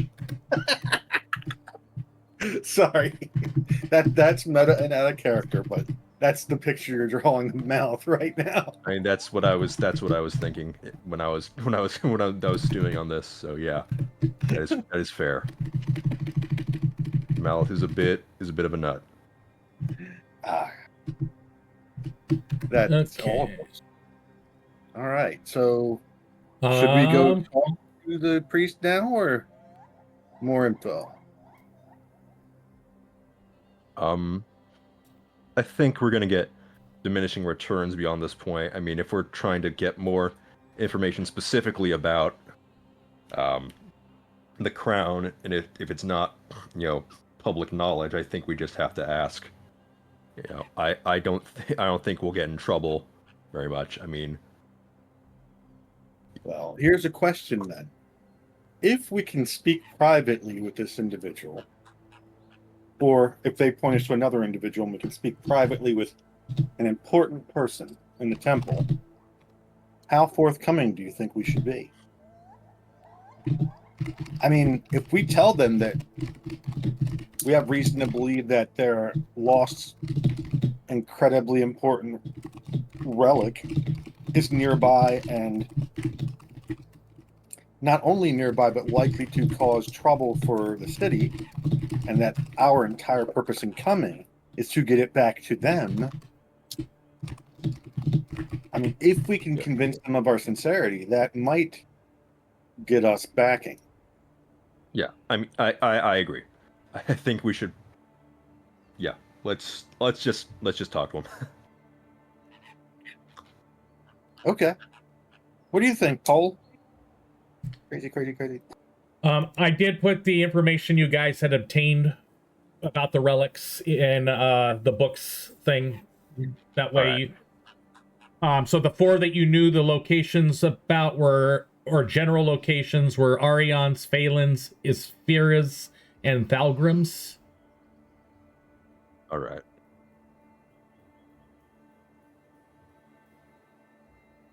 Yeah. All right. And So you're asking for the high leaf? Yes.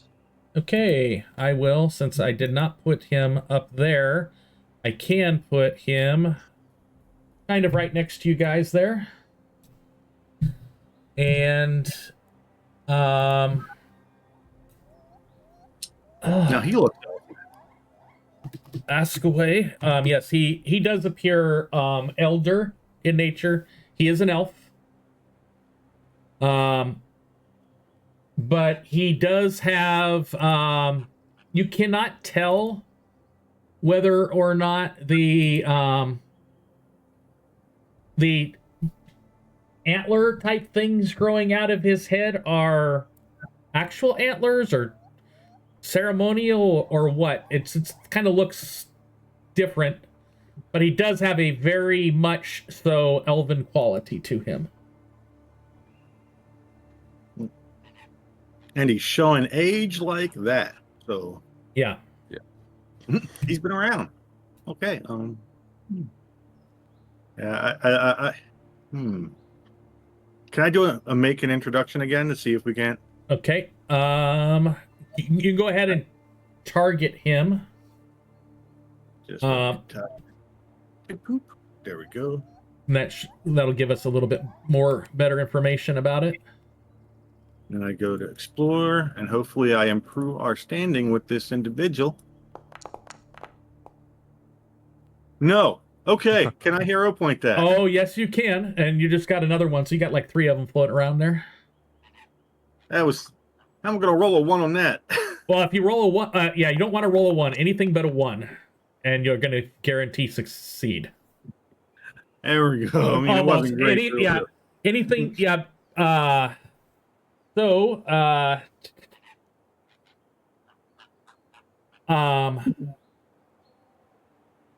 yes,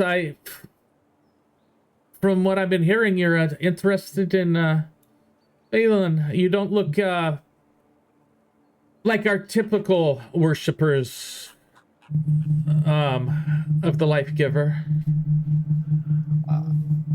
In truth, I venerate many of the gods. We take more of a pantheistic view.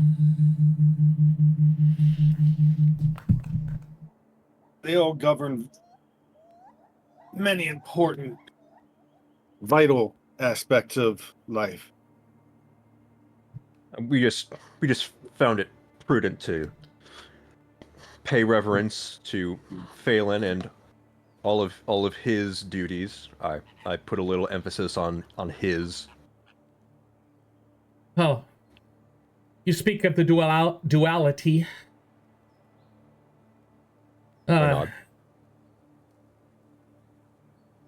We're at least here at the tree, we're more focused on her emphasis on growth in life. But strength must come from him too. Okay. How can I help you with your further understandings? Okay. I mean, I'm gonna let our Nilkar take the lead, but I'm just gonna probably just look at him like, kind of like, let on what you're gonna let on. I mean, I'm, yeah. Inscrutable cat face in return. I will look to him. The truth is, I favor being very straightforward and almost blunt in my interactions. We came to your city from very, very far away by very strange means. When you say that, he puts his finger up to his mouth. He says, "Come with me." All righty then. And he escorts the 3 of you up the stairs that you guys saw that I described earlier. All right. Through the door, and you're in what appears to be, it's about a 15 by 20 foot room with tables that are grown out of the tree itself, as well as benches around the tables that are grown out of the tree. You can't slide them in or out.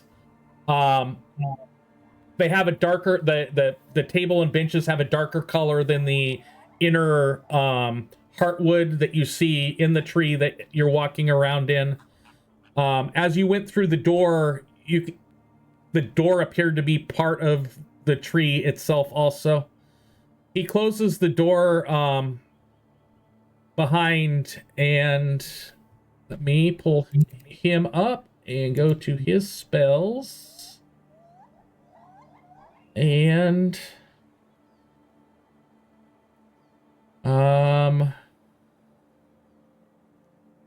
me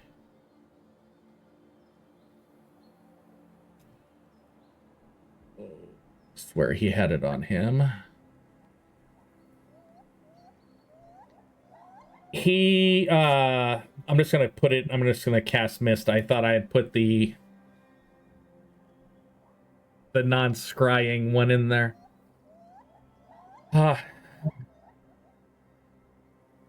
You do not want to... Let me get my... There were some exact words I wanted to say here with what you were doing. I didn't say anything. No, you didn't say, you didn't. Nothing left your lips specifically, but there is a warning that I put here.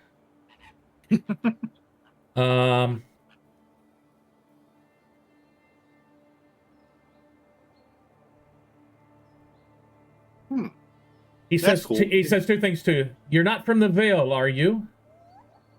No.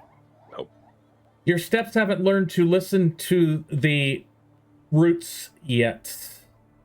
Don't ask too many. Let me see. That's not that one.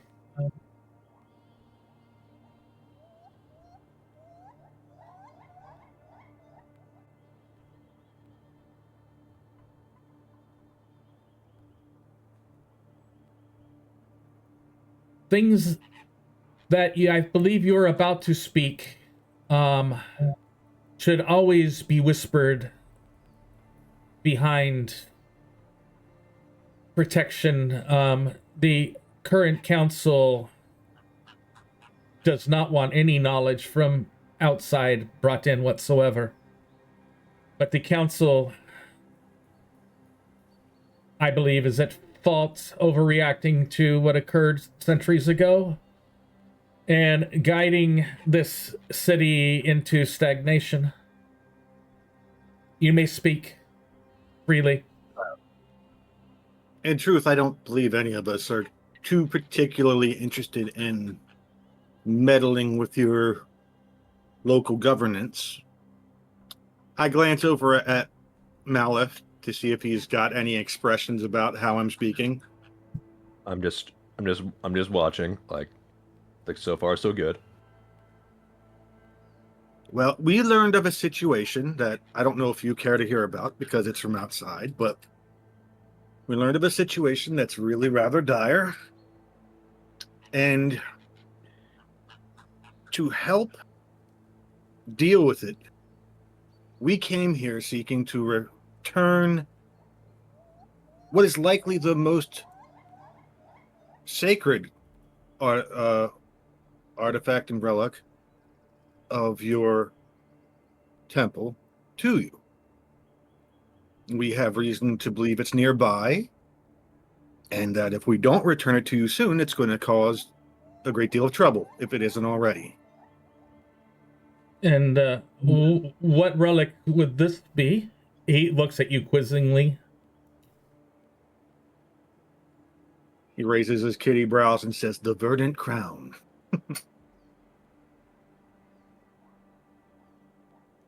He has brows furrow. You see him turn his head to the side and close his eyes, and the name's not familiar with me. Can you describe what it is? It's... You really don't know it?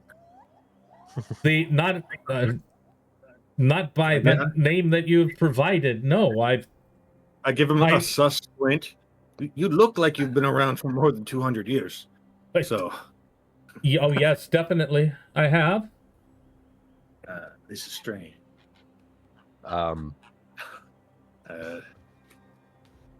Twisty vines, glowy moss, a lock of hair or two.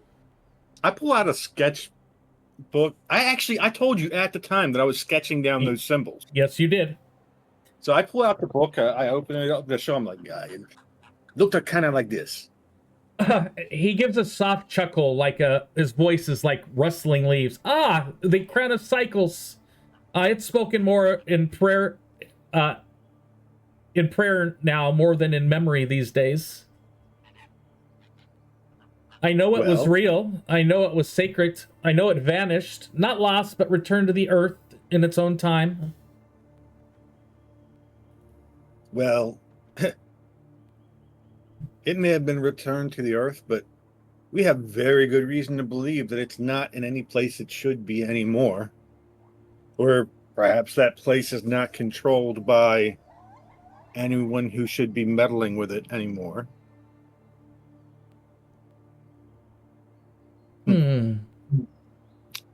All right. See, now this is a player failure. They need it to do it to Is it to break off or to reconnect a bridge? So I'll go back through so what happened was millennia ago, big bad dark one was attacking other planets, the 10 of the gods united to use their powers to bring their followers over to Thalade. At the last second, they used their powers to sever the bridge. The relics were buried in the off chance that there was potential for that if this dark one ever came back, or there was a potential for something bad to happen again, these relics could be used together to help defend this planet against said major enemy. Yeah, but it has to be in the hands of the appropriate clergy for this to work, right? They're the ones that would be able to activate the major powers. You guys would still be able to utilize the relics' minor-ish powers without them. And it's going to take multiple relics used simultaneously to do anything. Like the last time to rupture the bridge and to create those bridges, it took 10 relics. All right. So, yeah, thank you. My memory's terrible. But speaking to him again, I'm like, do you have any records specifically of this relic? He looks at you and says, no, child, and if I did, I would not speak it freely. But I can tell you this.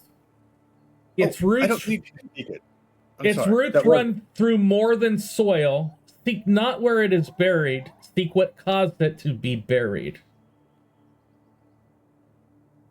Which would be a Moonlight Bridge. Anyway, but I don't know that. Well, what I'm trying to say is that the reason we should get it back to you. How far back do your histories go? In writing, little over 1,000 years. In memories, passed by word of mouth to the Sundering. But some in between those two time periods are less and less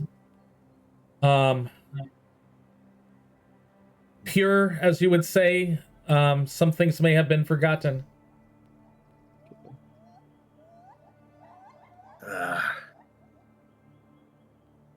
I'm going to look at Mouth and say, I have a genuinely good feeling about this one. What do you think? Yep. I think we should dispense with all the caution. I think we should just be candid. Yeah, we're from the Outcast Isles. The veil has fallen. Things are going to get very bad. You're jesting me. The Outcast Isles are restricted within a barrier, a bubble. Not anymore.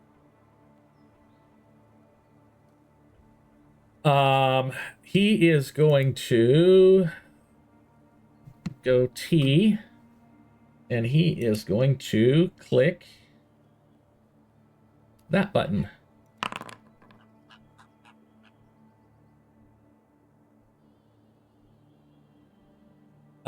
He starts to looks at your clothing, the stuff that you're carrying. I will open some of my books and show him the notes. Yeah, and he's like, he does not want to believe what you're saying, but you can tell that he does believe what you're saying. Mm-hmm. We are here because it's the best for everyone. If the crown gets back into the hands of someone who can use it to its fullest. But the barrier, how did it fall? I mean,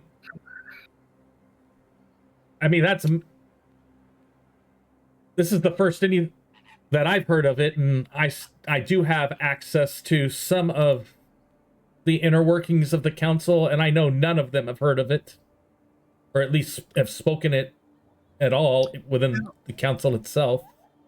I look at things happen fast for us. I look over at Mouth. Sorry about the damn phone.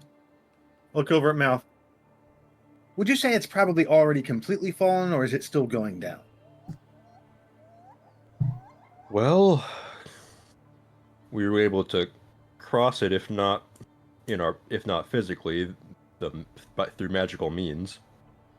Yeah, we were on the Isles. Well, I'm not sure what's today's date. I asked him to check the dates. Oh, it's the 5th of dawn. Does that match up with ours? Yes, it does. Actually, Yes. you what you would be considering, it's about 2 days later than. So between your teleport from the inn to the pocket dimension and here, you're missing a couple days, a day and a half to 2 days. I'll tell him we were briefly outside of time, so I wasn't sure. But yeah, a few days ago we were on the Isles, and we did not swim here. So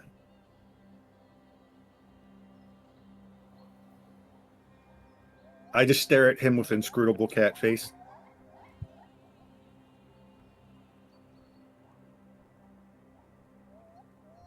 Well,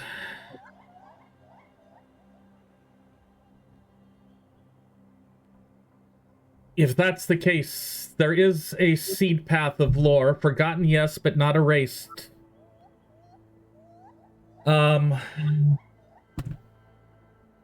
places if you're seeking this knowledge, which I do not have myself, I do believe the place was a grove. From what was passed down where the crown was sealed. There are 3 locations that I can direct you to, maybe for further investigation. I know there's a grove, it's forgotten by name, but it blooms twice a year, once with ash flowers, once with star lilies. It is said that the crown's last echo was sung there. I do not know where it is, but in the root binder's vault, they have a moss map grown from Phelan's memory. I'm going to put that in chat. The other, you may want to, another place you may look is speaking with the archivists in the library. They tend a vine scroll that bloomed during the Halloween year. And you may seek and from my memories, seek out the seasonless shrine. You find a place where the wind forgets to blow, you should be near. And those 3 things are in chat. I get the impression that your council would not be very happy about any of this. Is that a fair? In the current state of the council, I would not mention. Yes, they would be highly against any of this knowledge coming into the city. Let's just say you would not be welcomed within the city if you were to release this information. We have no desire to do so. If we are, well, we have to say where we're staying. And we said we came on a pilgrimage to learn. Where would it be wise for us to say we came from? I'm assuming the Outcast Isles are not an option. So which would be most viable for 2 of my people,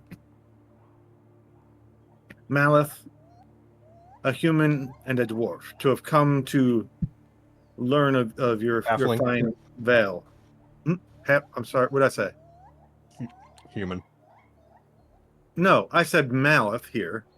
And then when I said human, I was talking about Pole.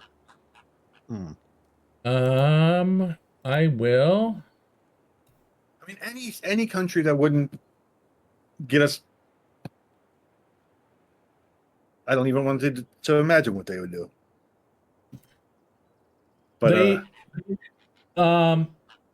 if we're questioned, you know, just the region of the Grey Hollow frontier, just across the Crystal Sea. Don't have to be from any of the cities.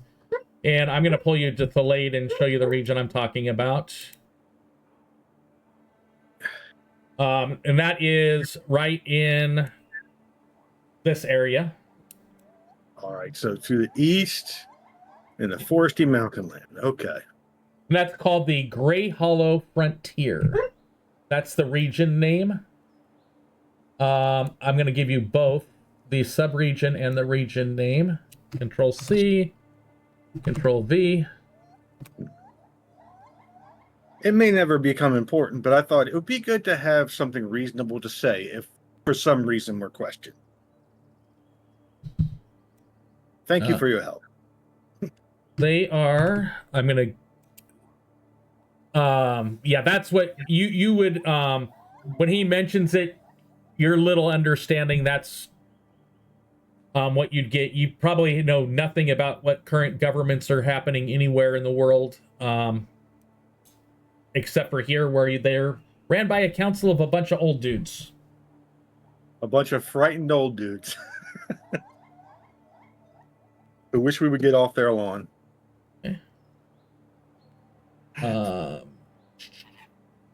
Back a page, so I am back on my notes for our stuff. Anything else that you want to ask him? Yeah, he says, yeah, anywhere in the Grey Hollow frontier, the Beachvale Wilds, it's nearby. You don't have to say, you shouldn't have to say exactly where you're from. I do know they just ask for your name when you, at the gates. But if it does come up, ask where we were from. I was thinking if any unfortunate trouble came up, they may ask more.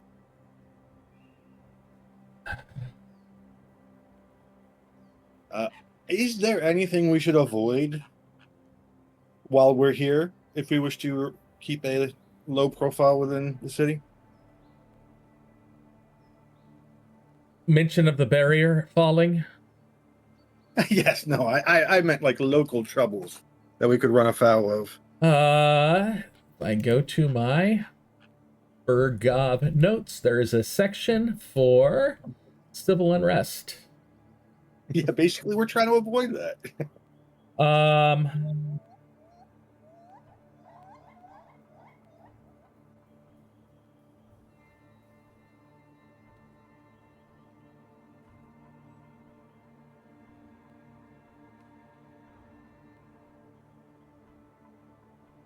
He will tell you that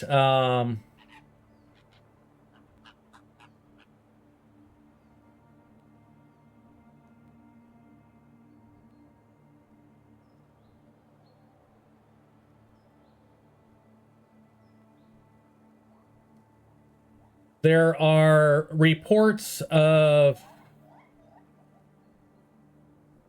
magic going awry recently. Specifically, no individuals to steer clear of, but two different things. Actually, three different things that he is going to tell you about issues within the town itself. There's some sort of interference around the Glade Citadel arcs of wild magic or dead zones instead of stability. Some alchemical reagents are mutating, especially those that are harvested near the cliffs. And traders are reporting loss of enchantment fidelity, magical items losing their potency, some of them losing their potency overnight. Kind of clutches at his gauntlet.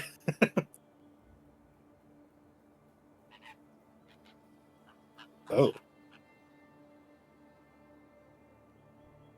So, yes, your story is about the barrier going down, though amazing in and of itself, may be tied to a bigger issue. Yeah, I imagine some of these issues may be tied to whatever trouble your Verdant Crown is involved in. I was hoping we had gotten here before it got too out of hand.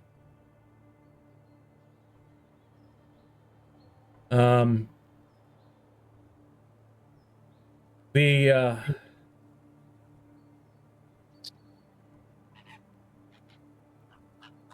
yes, the only other weird thing that I know about is the what some call the sap scar. Some within my order call it an omen, others call it a curse. Myself believe it's an effect. That's the only other weird thing that I know that's going along here besides the three of you sitting in front of me. The what scar? The sap scar. I think we read about this. Yeah, that's the quote unquote location that you believe that. Yeah, it was mentioned. It was mentioned in one of the books. It was in the origins of the Yeah. What you call it, the temple. Yep. I kind of want to see that just to see that. I've been talking a lot, Malif. Do you have any questions?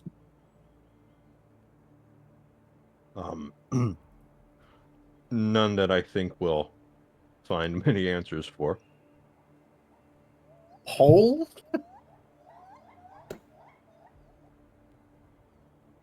I miss Cole when he's not here. Yep. I'll tell you what he'd do. He'd make an ice candy. It would probably be the third time he's offered someone an ice candy. Yep.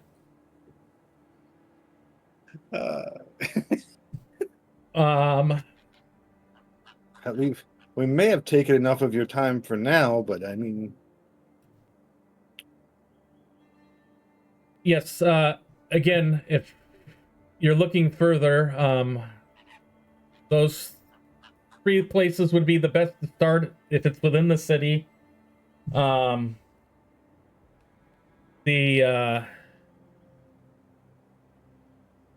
last one is outside the city, of course. It's just what I remember from the stories of my upbringing with the shrine is that you're near if there is no wind where there should be. I have a likely useless question, but are you involved in maintaining the veil that's over your city? No, that's other shrines, and the council is in charge of the veil. It used to be ran by an arcane council up until the Rising, and then and that shifted from an arcane council to a more life-giving one, but that is run directly out of the council.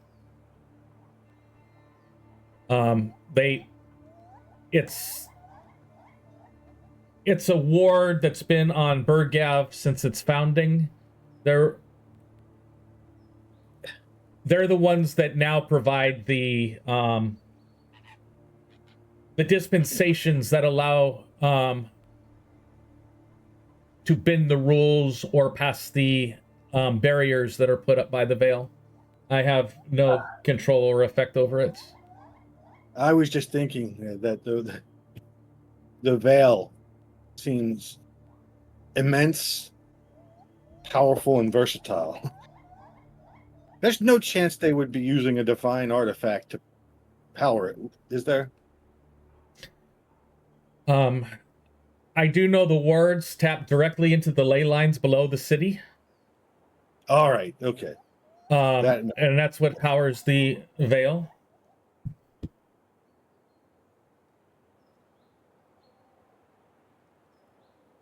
All right. All right. I thought I'd ask.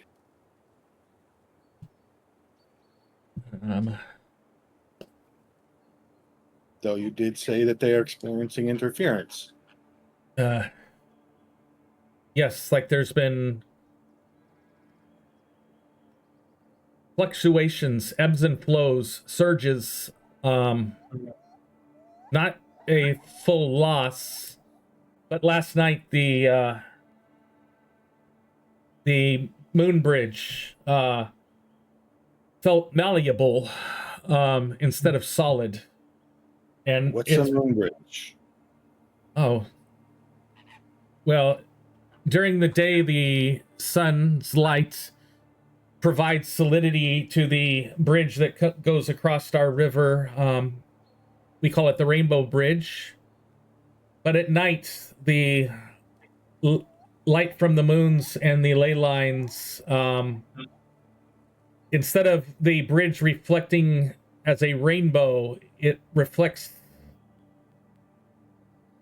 like Lunara's lights. The bridge is magical in nature, requires magic to sustain it, but it felt like you were almost sinking into it as we were crossing it last night. Oh, it's not just some magical crystal? Oh no, it's a magical construction. During the day, it glows like a rainbow. During the night, it glows like the moon. It's rather beautiful, but now I think I'd rather have a stone bridge if it were my city. Well, I wasn't around 1100 years ago when the city was founded. But I guess in their strengths, they thought the bridge would maintain its integrity forever. Well, I mean that is longer than most stone bridges last, so fair. Anyway, I am probably wasting your time. So I do know Jesher probably needs to get some sleep because he was up early. I'm going to end the session early, so Right. Give me about a minute and a half so I can go to my ending screen and put the credits up, and then I'll come back to talk to you really quick.